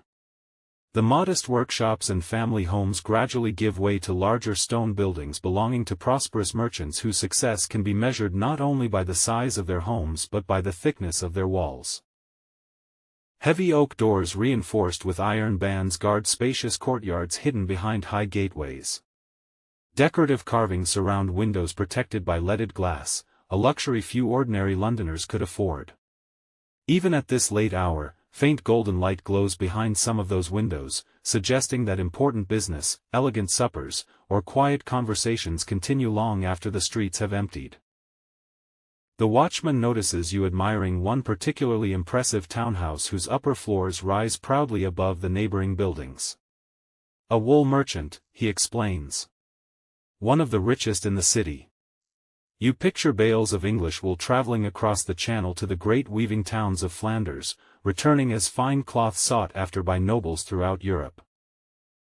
Medieval London owed much of its prosperity to trade, and nowhere is that prosperity more visible than in these grand residences. Yet even here, wealth offers surprisingly little protection from the night itself. The windows remain shuttered. The gates remain locked. Servants have extinguished all but a handful of candles to avoid unnecessary expense. Rich or poor, everyone respects the darkness. A gentle breeze carries with it the scent of burning oak from countless fireplaces scattered across the city. Mixed with it comes another, sweeter aroma that catches your attention almost immediately. Honey. Somewhere nearby, someone is baking. You glance toward the watchman, who nods knowingly before leading you around the next corner. There, tucked quietly between two larger buildings, stands a bakery unlike the one you visited earlier that afternoon. Its front door remains closed to customers, yet inside the ovens burn brightly while two bakers work steadily beneath the warm orange glow of the fire. One kneads great mounds of dough with remarkable strength while another carefully slides fresh loaves into the oven using a paddle nearly as tall as himself. The sight surprises you. They're still working? They're only just beginning, the watchman replies. For a moment you simply watch through the small open hatch beside the doorway. Flour drifts lazily through the warm air while the bakers move with calm efficiency born of long practice. They exchange very few words. None are necessary. They have repeated this routine hundreds, perhaps thousands, of times before. Bread must be ready before the city awakens. By dawn, market stalls will already be filling with customers expecting fresh loaves for the morning meal. The only way to meet that demand is to work while everyone else sleeps. It is a wonderful reminder that the medieval night belonged not only to watchmen but to an entire hidden workforce. Bakers prepared tomorrow's bread. Brewers delivered ale before the streets became crowded. Stable hands cared for horses that would depart before sunrise. Ferrymen secured their boats against the changing tide. Monks rose long before dawn to begin the first prayers of the day. While ordinary citizens rested behind locked doors, thousands of unseen hands quietly prepared the city for another morning. History often remembers kings, queens, and great battles, yet civilizations have always depended just as much upon those whose names were never written down. Leaving the bakery behind, you continue along a street where the silence is interrupted only by the occasional flutter of wings overhead. Looking up, you notice several ravens perched upon the rooftops, their dark shapes barely visible against the moonlit sky. They remain perfectly still, watching the streets below with patient curiosity. Medieval people often filled the night with stories about mysterious creatures, wandering spirits, and strange omens, particularly when visibility was poor and every unfamiliar sound seemed larger than life. Yet more often than not, the noises that frightened travelers had perfectly ordinary explanations. An owl taking flight. A loose shutter knocking against a wall. A cat upsetting an empty bucket. Darkness encourages the imagination to finish stories that the eyes cannot complete. The watchman seems to read your thoughts. The night isn't as frightening as people imagine, he says quietly. It's simply harder to understand. Those words linger in your mind as you continue your journey. Perhaps that has always been true. Human beings have a remarkable habit of fearing what they cannot clearly see. A familiar street becomes unfamiliar after sunset. An ordinary sound becomes mysterious simply because its source remains hidden. The darkness itself changes very little. It is our certainty that disappears. Far ahead, the street begins widening once more, opening into what appears to be a broad square illuminated by several lanterns hanging outside a much larger building. Unlike the peaceful tavern you visited earlier, this place is noticeably busier. Horses stand tethered outside. Several wagons wait nearby. Travelers wrapped in heavy cloaks arrive one after another, grateful to have found shelter before the cold grows any stronger. Laughter drifts through the open doorway, accompanied by the comforting crackle of a roaring fire and the unmistakable smell of roasted meat. The watchman slows his pace. This, he says with a faint smile, is where stories travel faster than people. You look toward the bustling inn with growing curiosity. Inside those walls, merchants from distant kingdoms, pilgrims returning from holy shrines, sailors fresh from the Thames and messengers carrying the latest news from across England have gathered beneath a single roof. And before this evening is over, one of those stories will quietly change the way you see medieval London forever. The warmth spilling from the inn reaches you long before you arrive at its doorway. After hours spent walking through cool, mist-covered streets, the inviting glow of dozens of candles feels almost irresistible. Through the open entrance you catch glimpses of a world entirely different from the quiet city outside. A great oak fire burns steadily within an enormous stone hearth, sending the rich scent of burning logs and roasted meat into the night air. Shadows dance across thick timber beams blackened by generations of smoke, while rough wooden tables are occupied by travelers who, despite coming from different parts of England and beyond, appear united by one simple goal: to end the day somewhere warm, safe and well-fed before the city fully surrenders to the night. As you step inside, the change is almost overwhelming. Outside, every conversation had been softened by empty streets and cautious voices. Here, life still hums gently beneath the heavy wooden roof. No one shouts or sings loudly as popular films often suggest. Instead, dozens of quiet conversations overlap into a comforting murmur. A merchant studies a hand-drawn map spread across the table while discussing tomorrow's journey with a companion. Two monks warm their hands beside the fire after a long day on the road, speaking so softly that only the occasional Latin phrase reaches your ears. Near one window, an elderly couple shares a simple supper of dark bread, cheese and onion soup, saying very little as though they have long since learned that comfortable silence can be every bit as satisfying as conversation. The innkeeper moves steadily between the tables with remarkable efficiency, greeting newcomers by name whenever possible and offering the same reassuring smile to strangers. He has likely spent years observing travelers arrive with weary faces before leaving again at first light. His establishment is more than a place to eat or sleep. It is a crossroads where news, rumors and ideas pass from one county to another. Long before newspapers carried the latest events across the kingdom, places like this served as living networks of information. A merchant arriving from York might bring word of an unusually successful harvest. A sailor from Bristol could describe storms in the Channel. A messenger riding from the royal court might quietly mention new taxes, political disputes or preparations for war. By sunrise those stories would already be traveling onward with dozens of other guests. The watchman accepts a steaming wooden cup from the innkeeper, thanking him with the easy familiarity of two men who have known each other for many years. You are offered one as well, filled not with expensive wine but with warm ale lightly seasoned with herbs. The drink is pleasantly comforting after the chill outside, reminding you once again that medieval evenings were often defined less by luxury than by simple warmth. Around the fire, tired faces gradually soften as cold fingers recover their feeling and damp cloaks begin to dry. It becomes clear why travelers hurried so eagerly toward inns before darkness settled completely. These buildings represented more than shelter. They offered certainty in a world where certainty could sometimes be difficult to find. Your attention is drawn toward a group gathered around one end of the room where an elderly traveler speaks while the others listen intently. His cloak is faded from countless journeys, and beside his chair rests a sturdy walking staff polished smooth by years of use. Every so often someone interrupts with a question, causing the old man to smile before continuing his tale. You cannot hear every word from where you stand, yet certain names drift clearly through the room. Canterbury, York, Winchester, Dover. Each place sparks quiet recognition among those listening. Roads connect towns, but stories connect people. Every traveler carries both. The watchman notices your interest and quietly remarks, "If you wish to know what's happening in England, ask a traveler. If you wish to know what's happening in London, ask the baker." The observation makes you smile. There is wisdom hidden inside it. Travelers know distant places because they have seen them.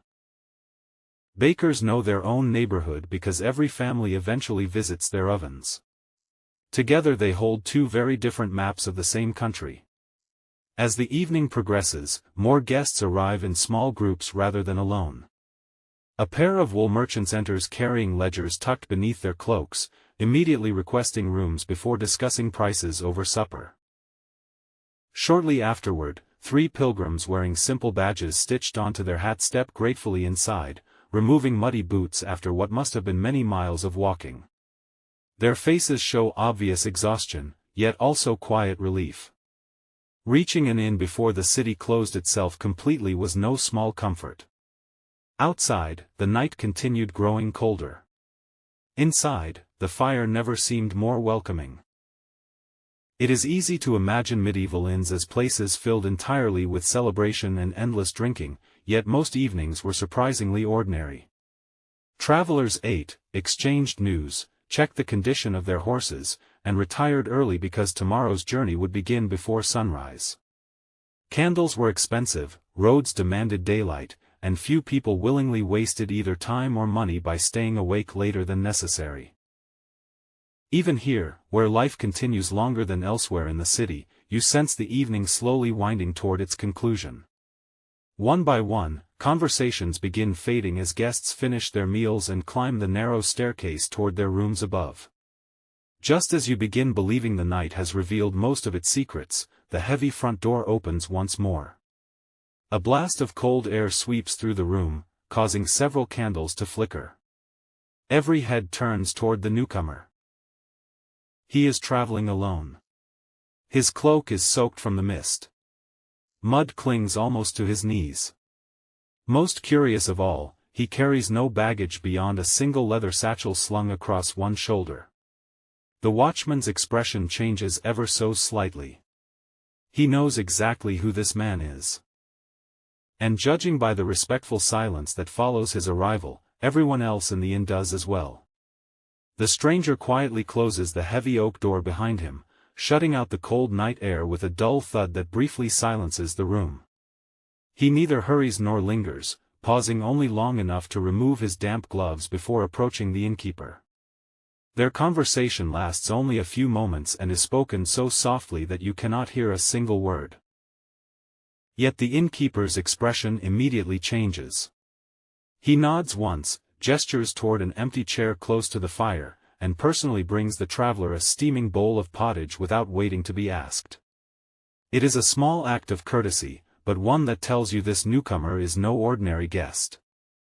Around the room, several merchants glance in his direction before quietly returning to their own conversations.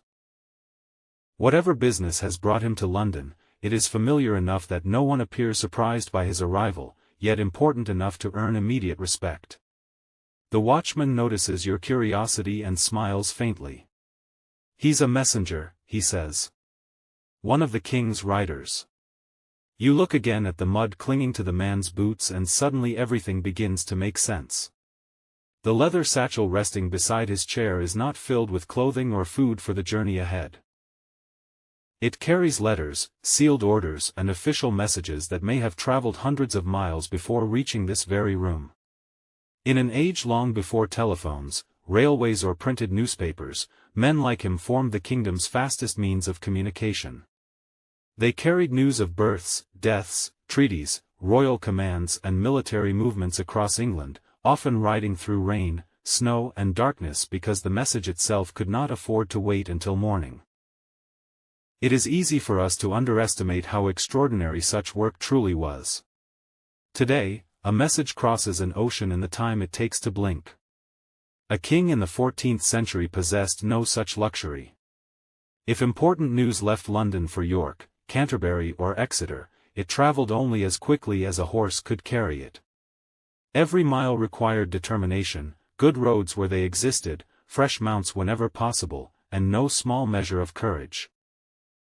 Messengers frequently departed before sunrise and continued long after sunset whenever urgency demanded it. They crossed lonely forests, swollen rivers and isolated villages where an unexpected delay could cost an entire day's progress. Their journeys were not adventures in the romantic sense so often portrayed in modern stories. More often they were exercises in endurance, marked by aching muscles, damp clothing and countless nights spent in unfamiliar inns remarkably similar to the one in which you now stand. The messenger finally settles onto the wooden bench nearest the fire, removing a wax-sealed parchment from his satchel only long enough to inspect the seal before carefully placing it back inside. He does not open it. That alone tells you something about the trust placed in men of his profession. Their duty was not to know the contents of the messages they carried but to ensure those messages reached the correct hands without delay. A broken seal could raise uncomfortable questions. A missing letter might alter the course of political decisions hundreds of miles away. Reliability, more than speed, made a good messenger valuable. The innkeeper quietly places another log upon the fire, sending a fresh shower of golden sparks swirling upward into the chimney.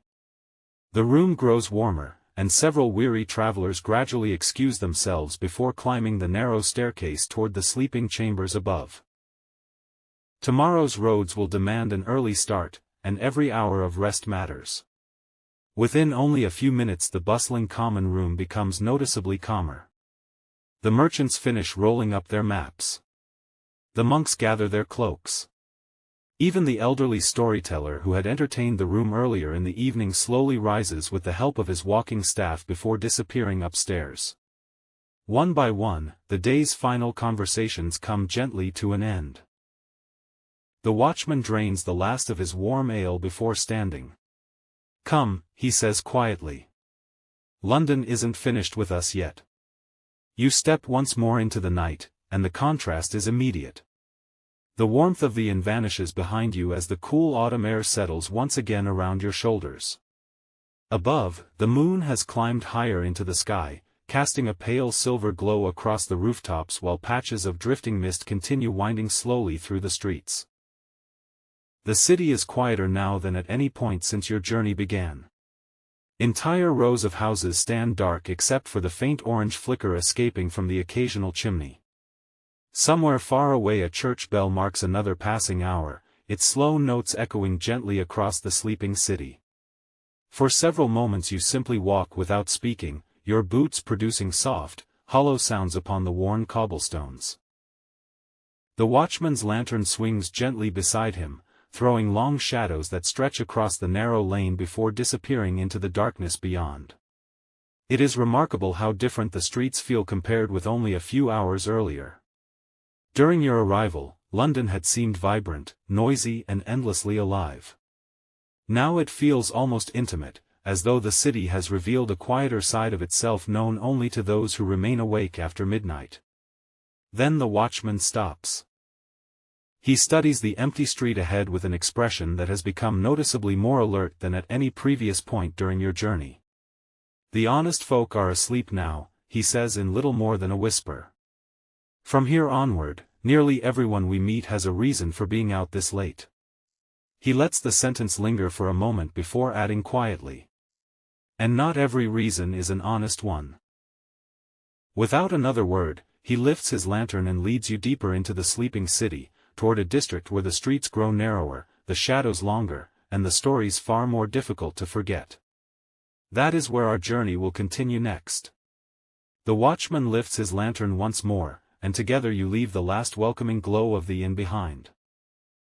Within only a few steps, the cheerful murmur of voices fades into the distance until it is replaced once again by the quiet heartbeat of the sleeping city. The streets before you seem almost untouched by human presence. Mist curls gently between the timber-framed houses, softening the outlines of doorways and chimneys until the entire neighborhood appears painted in shades of silver and charcoal. Somewhere behind the shuttered windows, thousands of Londoners are asleep beneath wool blankets, unaware that another world has quietly awakened beyond their doors. If you had asked them tomorrow morning what happened during the night, most would simply shrug. They would know remarkably little, because this was a London they almost never saw. The watchman walks with the easy confidence of someone who has followed these same streets for decades. Every few moments he pauses to glance into an alley or toward a quiet courtyard, not because he expects trouble at every corner, but because habit has taught him that careful observation prevents small problems from becoming larger ones.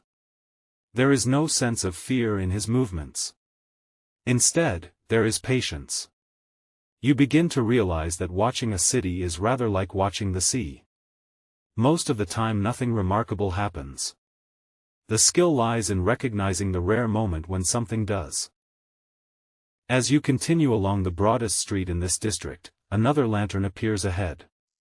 This time it is not carried by a watchman but by a young woman wrapped tightly in a dark wool cloak.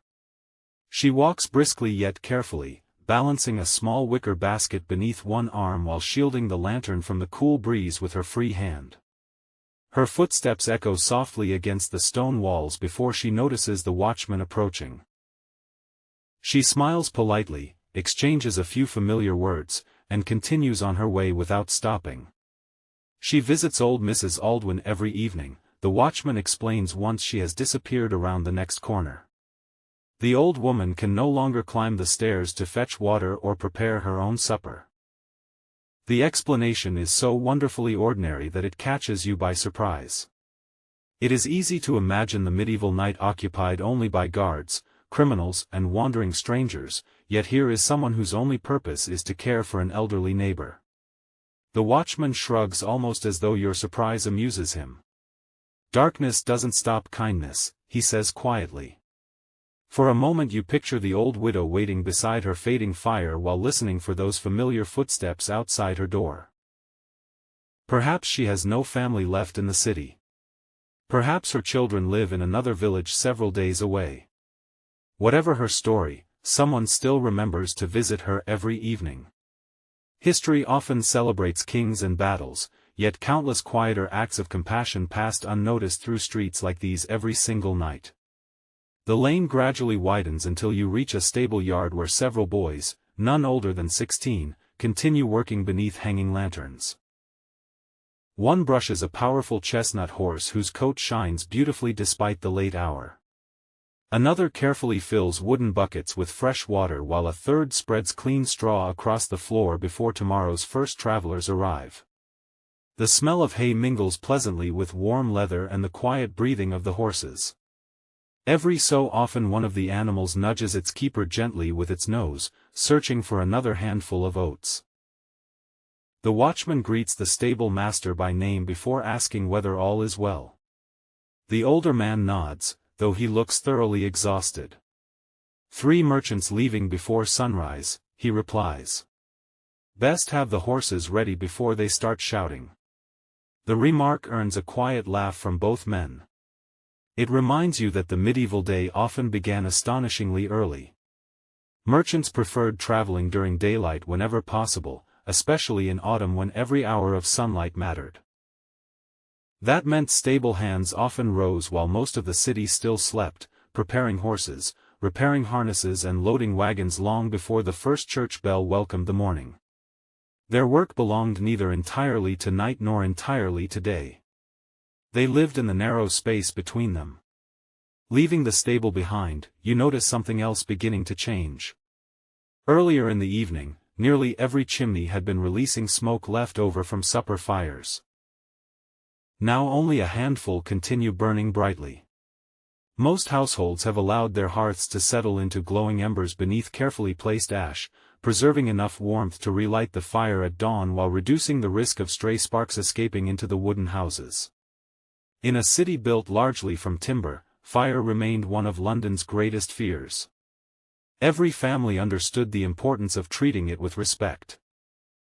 The watchman suddenly slows again, though this time his attention is fixed not upon the street ahead but upon the rooftops above. You follow his gaze just in time to see a small orange glow briefly appear before disappearing again behind a chimney. "What was that?" you whisper. "A baker." Seeing your puzzled expression, he smiles. "They're waking." You listen carefully. At first you hear nothing unusual. Then, carried gently upon the still night air, comes the faint scrape of wooden shovels, the opening of heavy oven doors and the muffled thump of dough being placed upon broad wooden tables. One by one, London's bakeries are quietly coming back to life.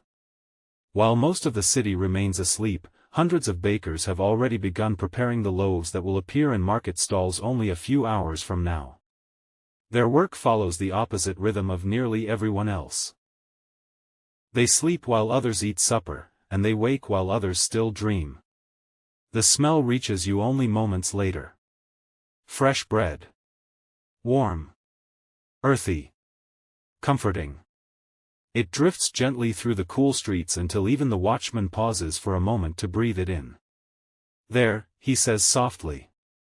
That's how you know morning has started, even if the sun hasn't. You smile, realizing he is right. The city has not awakened. Not yet. But somewhere beyond the darkness, hidden behind flower-covered windows and glowing brick ovens, tomorrow has already begun. And before long, you will meet the people whose entire lives revolve around those precious hours before dawn, when medieval London quietly prepares itself for another ordinary day that most of its citizens will never see begin. The fragrance of fresh bread lingers in the cool air long after you have passed the first bakery. It is remarkable how such an ordinary smell can transform the atmosphere of an entire city. Only a short while ago the streets seemed wrapped in mystery, every shadow inviting questions and every unfamiliar sound encouraging caution. Now, carried quietly upon the breeze, comes the unmistakable promise of another morning. Somewhere behind thick stone walls, men dusted in flour are already shaping tomorrow's loaves, tending glowing ovens whose warmth contrasts beautifully with the chill settling over the rooftops. Their work is invisible to nearly everyone who will later purchase the bread, yet without them the city could never awaken as it always has. The watchman pauses outside another bakery whose narrow windows glow softly with orange firelight. Through the slightly open shutter, you catch sight of three bakers moving with practiced precision around a broad wooden table worn smooth by decades of use. One kneads a mound of dough using the weight of his entire body, his strong hands folding and pressing the mixture with effortless rhythm. Another carefully weighs small portions before placing them into neat rows upon long wooden boards. The oldest of the three stands before the great brick oven, quietly judging its temperature simply by holding one weathered hand near the opening. There are no thermometers, no mechanical timers, and no written instructions hanging upon the wall. Everything depends upon experience patiently earned over many years. The watchman smiles as he notices your fascination. His father baked here, he says, nodding toward the oldest man. And his grandfather before him. The simple remark reminds you how many medieval professions remained within the same family for generations. Skills were not learned from schools or instruction manuals but from parents, uncles, and older apprentices who had spent entire lifetimes perfecting the same craft. A young baker might begin carrying sacks of grain before he was tall enough to reach the kneading table, gradually learning every stage of the trade simply by growing up inside the bakery itself. Long before dawn became familiar to him, the smell of warm bread already had. Leaving the comforting glow behind, your journey continues through another quiet district where the streets widen enough to reveal the night sky once again. The mist has begun thinning, allowing the moon to cast pale silver light across rooftops still dark with dew. It is here that another figure appears, walking slowly toward you with measured, weary steps. Unlike the merchants and travelers you have met earlier, this man carries neither bundles nor trade goods. Slung over one shoulder is a worn leather satchel, and in one hand he holds a small wooden case carefully secured with brass clasps. His cloak bears fresh splashes of mud near the hem, and although his face is lined with exhaustion, there is a quiet satisfaction in his expression that immediately catches your attention. The watchman greets him warmly. "A long night, Master Edwin?" The man smiles tiredly before adjusting the strap of his satchel. "A healthy boy," he replies. "Mother and child are both sleeping now. Only then do you realize whom you are meeting. He is a physician.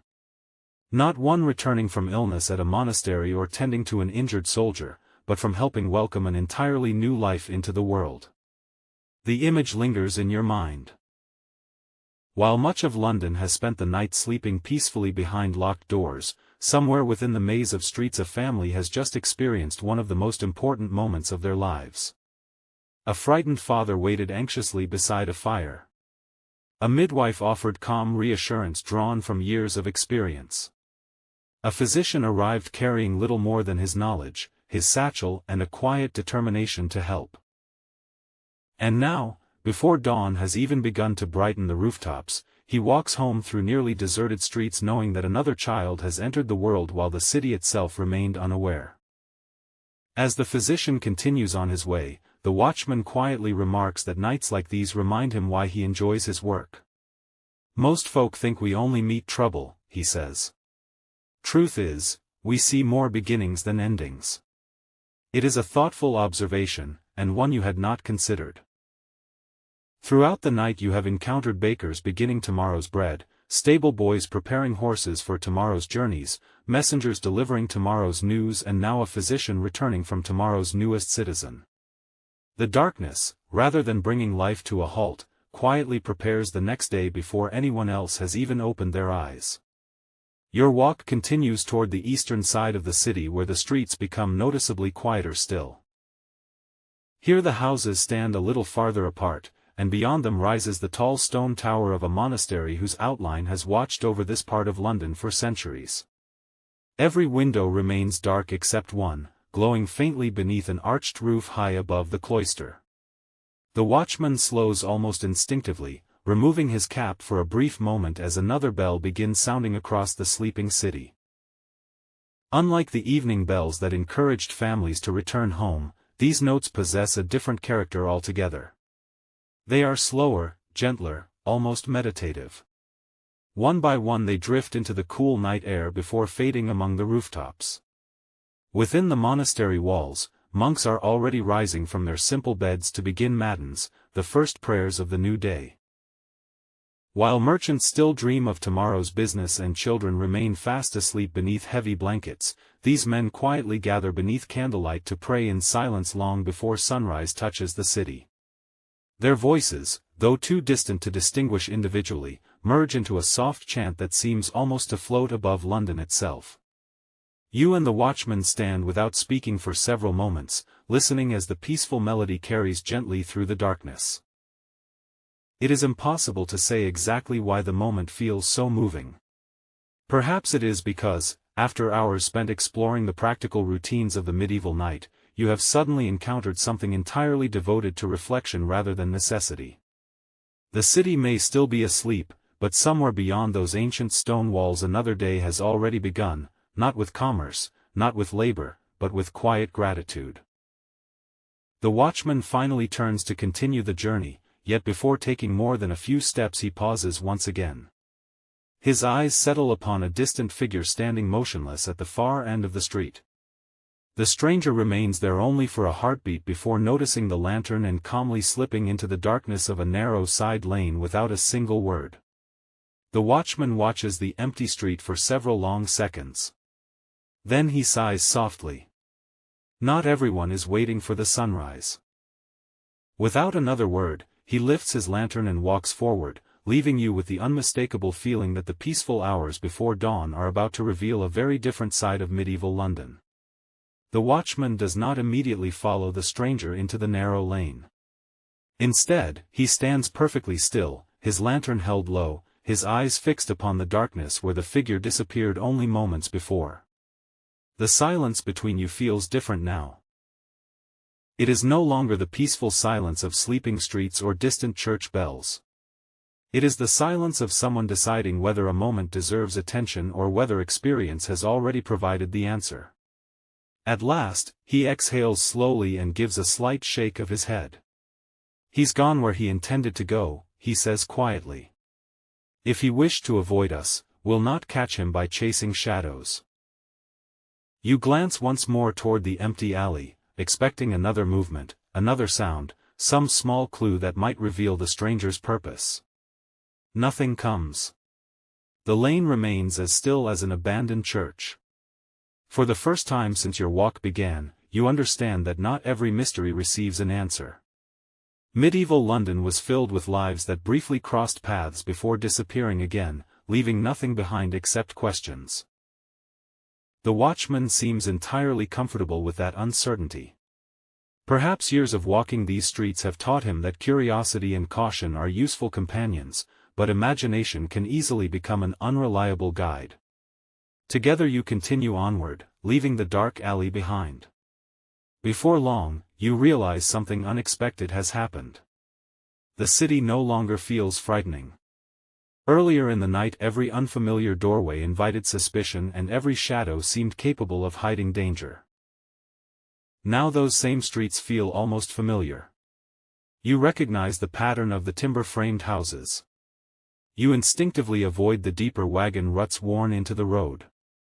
Without thinking, you begin walking closer to the lantern's warm circle of light, just as the watchman had advised hours before.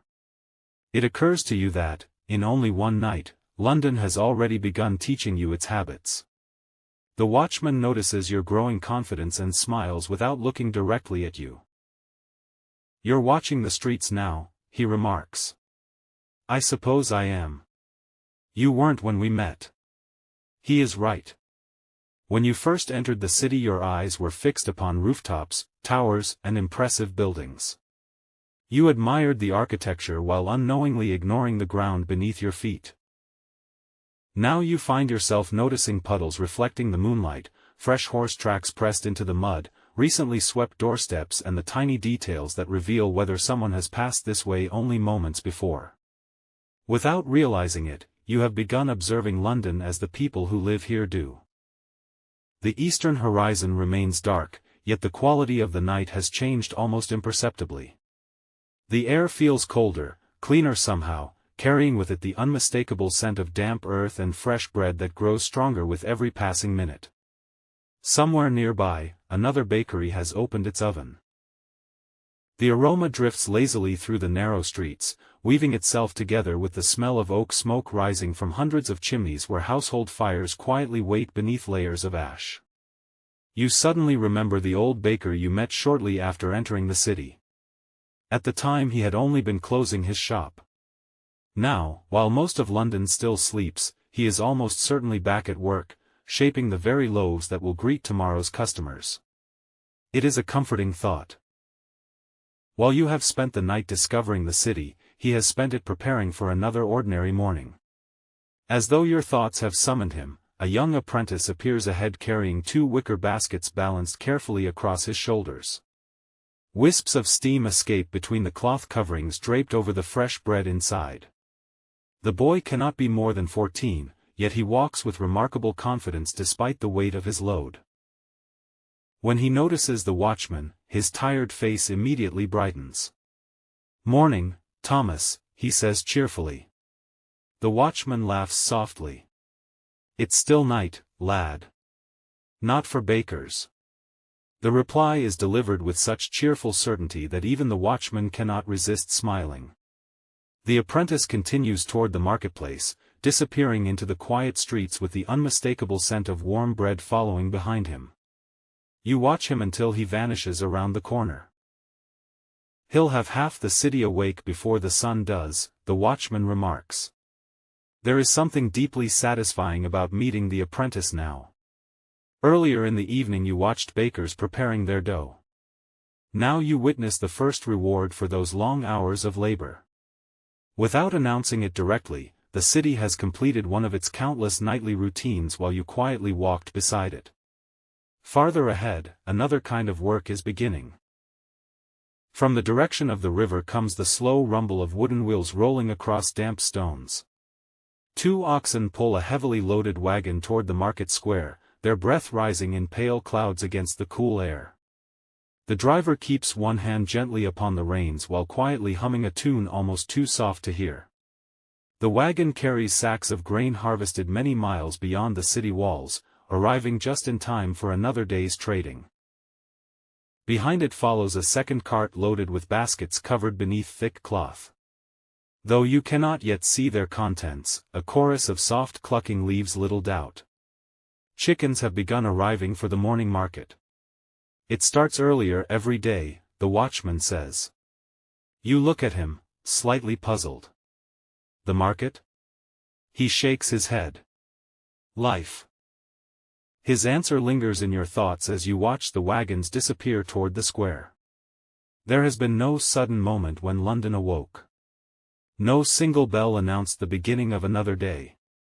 Instead, the city has stirred back to life one person at a time. First the bakers. Then the stable boys. Now the grain merchants. Soon the fishmongers will arrive from the Thames. Servants will begin opening shutters. Chimneys will send fresh smoke into the morning sky. The transformation is so gradual that many Londoners probably never notice it happening. The watchman suddenly slows once more, though this time there is no mystery in his expression. He simply gestures toward the rooftops ahead. Look. For the first time since midnight, you notice that the eastern sky is no longer completely black. It is not yet blue. Not yet gray.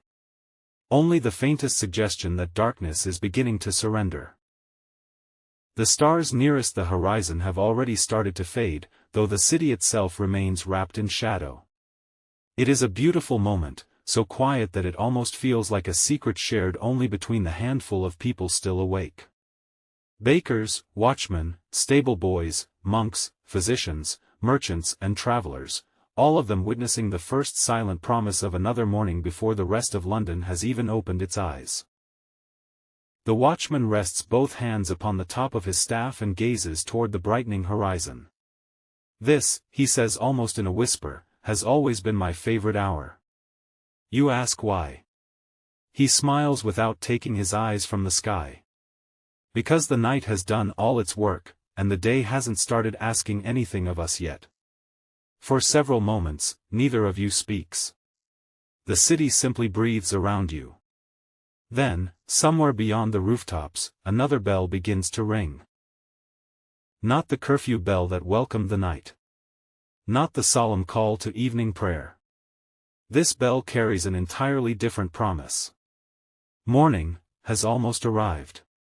The bell continues its slow, measured rhythm, each note drifting across the rooftops before dissolving into the cool morning air. Unlike the bells that had earlier urged families indoors, this one carries a gentler purpose. It does not warn. It welcomes. Almost imperceptibly, the city begins to answer. A shutter creaks open somewhere above your head before closing again just as quickly. Farther along the street, a servant steps quietly into a courtyard with an empty bucket, pausing only long enough to test the chill of the morning before making her way toward the public well. No crowds have formed yet, no merchants are shouting their prices, and no children are racing through the streets. London does not wake all at once. It stretches awake, slowly and patiently, much like the people who call it home. As you turn another corner, the marketplace that had stood silent for so many hours begins revealing its first signs of life. The broad square is still wrapped in shadow, yet a handful of figures move steadily between the empty stalls. One man unfolds a canvas awning with practiced hands while another carefully stacks wooden crates beside his cart. A woman arranges woven baskets across a table, pausing every so often to straighten one that leans unevenly. They exchange polite greetings but waste few words. Everyone knows there is much to accomplish before the first customers arrive. You suddenly realize that markets are not places that simply appear each morning. Long before the city gathers to buy and sell, someone must quietly build the day from the ground up. The familiar scent of fresh bread grows stronger once again. This time it is not drifting from hidden ovens but arriving openly in the marketplace itself. The same young apprentice you met earlier rounds the corner carrying another pair of heavy baskets, though now he is accompanied by two older bakers balancing long wooden trays filled with steaming loaves. Their sleeves are covered in flour, their faces flushed from the heat of the ovens, yet they greet everyone they pass with cheerful nods. One merchant jokes that he could smell them long before he saw them, earning a quiet laugh from the group. It is a wonderfully ordinary moment, the sort that history rarely records but which must have repeated itself on countless mornings across medieval London. The watchman watches the exchange with quiet satisfaction. "He's done well," he says, nodding toward the young apprentice. "First time I saw him, he could barely carry a single loaf without dropping it." You smile, remembering the nervous boy you encountered only hours before. Somehow, in the course of one night, he has become more than a passing stranger. He has become part of the city you've come to know. That realization surprises you. Medieval London no longer feels like a distant place filled only with famous kings and towering cathedrals. It feels inhabited by people whose lives unfold through small routines: baking bread, caring for horses, opening shops, and greeting familiar faces at the start of another day. As you leave the marketplace behind, the eastern sky brightens once more, exchanging its deep indigo for a soft ribbon of pale blue stretching above the city walls. The first rays of sunlight have not yet reached the streets below, but they have already touched the highest church towers, turning weathered stone into shades of gold. The transformation is so subtle that you almost miss it. Yet the watchman notices immediately. "Look carefully," he says. You follow his gaze. The rooftops that appeared mysterious and almost forbidding throughout the night now seem strangely welcoming. Chimneys stand clearly against the brightening sky. The narrow lanes no longer vanish into endless darkness. Even the alley where the mysterious stranger disappeared only a short while ago appears surprisingly ordinary in the growing light. It is the same street, the same buildings and the same stones beneath your feet. Only the light has changed. The watchman smiles quietly, as though he has been waiting all night for you to notice. "Funny, isn't it?" he says. "People spend their lives fearing places that look perfectly ordinary once the sun comes up." You glance back toward the waking city, realizing there is more truth in those words than you first imagined. The darkness had never transformed London into another place. It had simply hidden the familiar beneath uncertainty. Now, as dawn gently uncovers the streets once more, you begin seeing the city not as frightening, but as deeply human, filled with ordinary people whose quiet work carried it safely from one sunrise to the next. The watchman adjusts the lantern hanging from his hand before gently extinguishing the candle inside. A faint ribbon of smoke curls upward before disappearing into the crisp morning air. "We won't need this much longer," he says. And as the last glow inside the lantern fades away, you realize that your long walk through medieval London's night is almost at an end. The city has one final surprise waiting for you, one that can only be understood in the full light of a new day. The watchman slips the lantern onto his belt, its candle now extinguished after faithfully lighting your path through the longest hours of the night. For the first time since your journey began, you find yourselves walking without its comforting glow. Surprisingly, you do not miss it. The eastern sky has brightened enough that the outlines of the city are becoming clearer with every passing minute.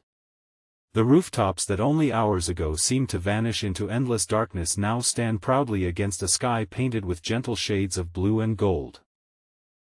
The same narrow streets that once demanded careful, uncertain steps now reveal every worn cobblestone, every weathered timber beam and every familiar doorway. Nothing about London has changed overnight. Only your understanding of it has. As you pass through the marketplace one final time, it is almost impossible to believe this is the very place that stood silent beneath the moon only a few hours earlier.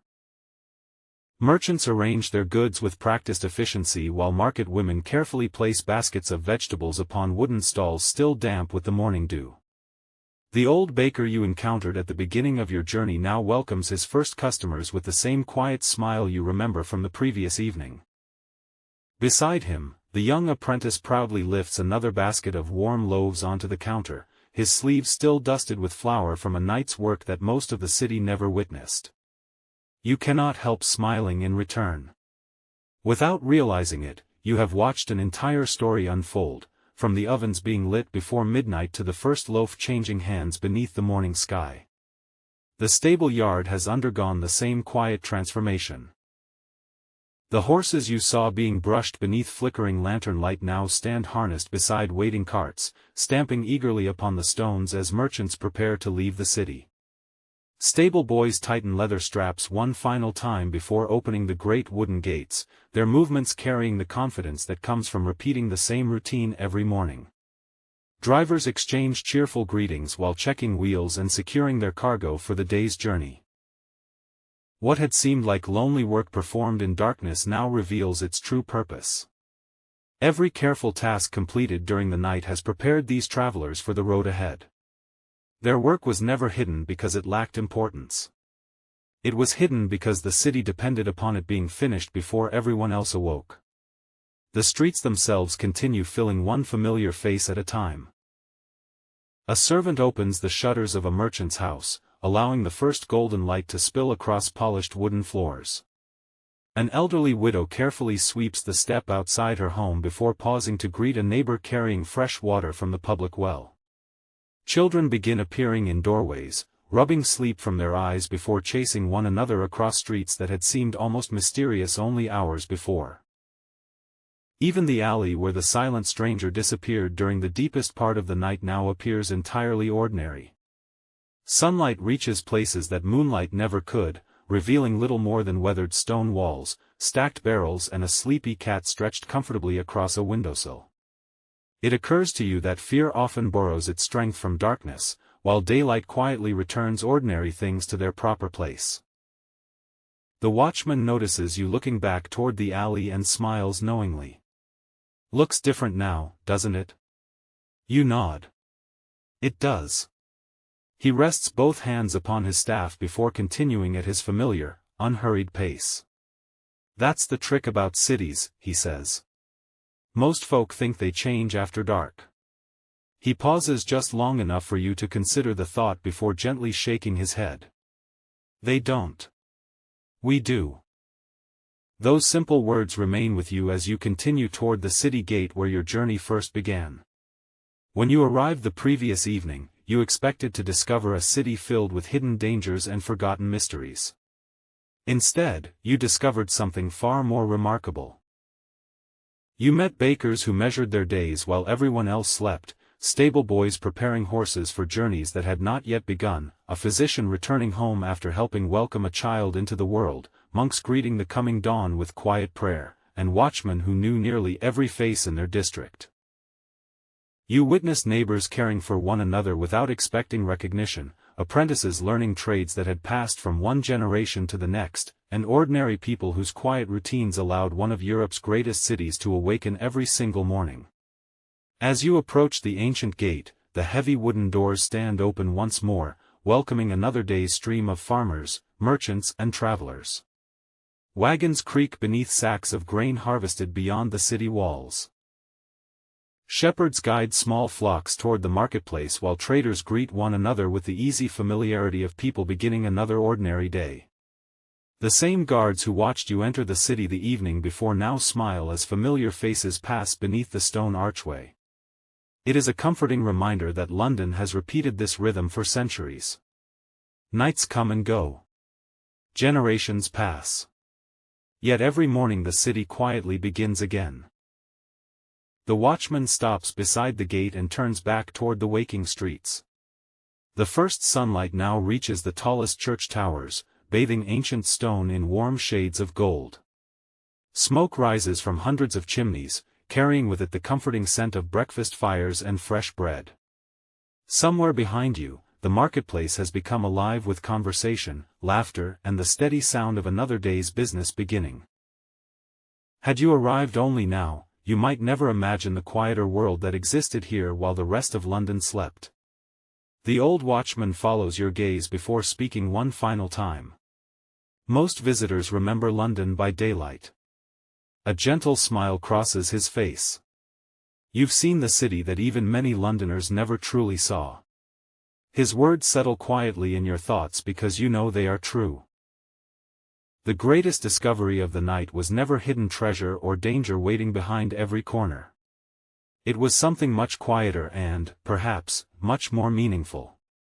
It was the realization that history is carried forward not only by kings, queens, and famous battles, but by countless ordinary people whose names were rarely written down.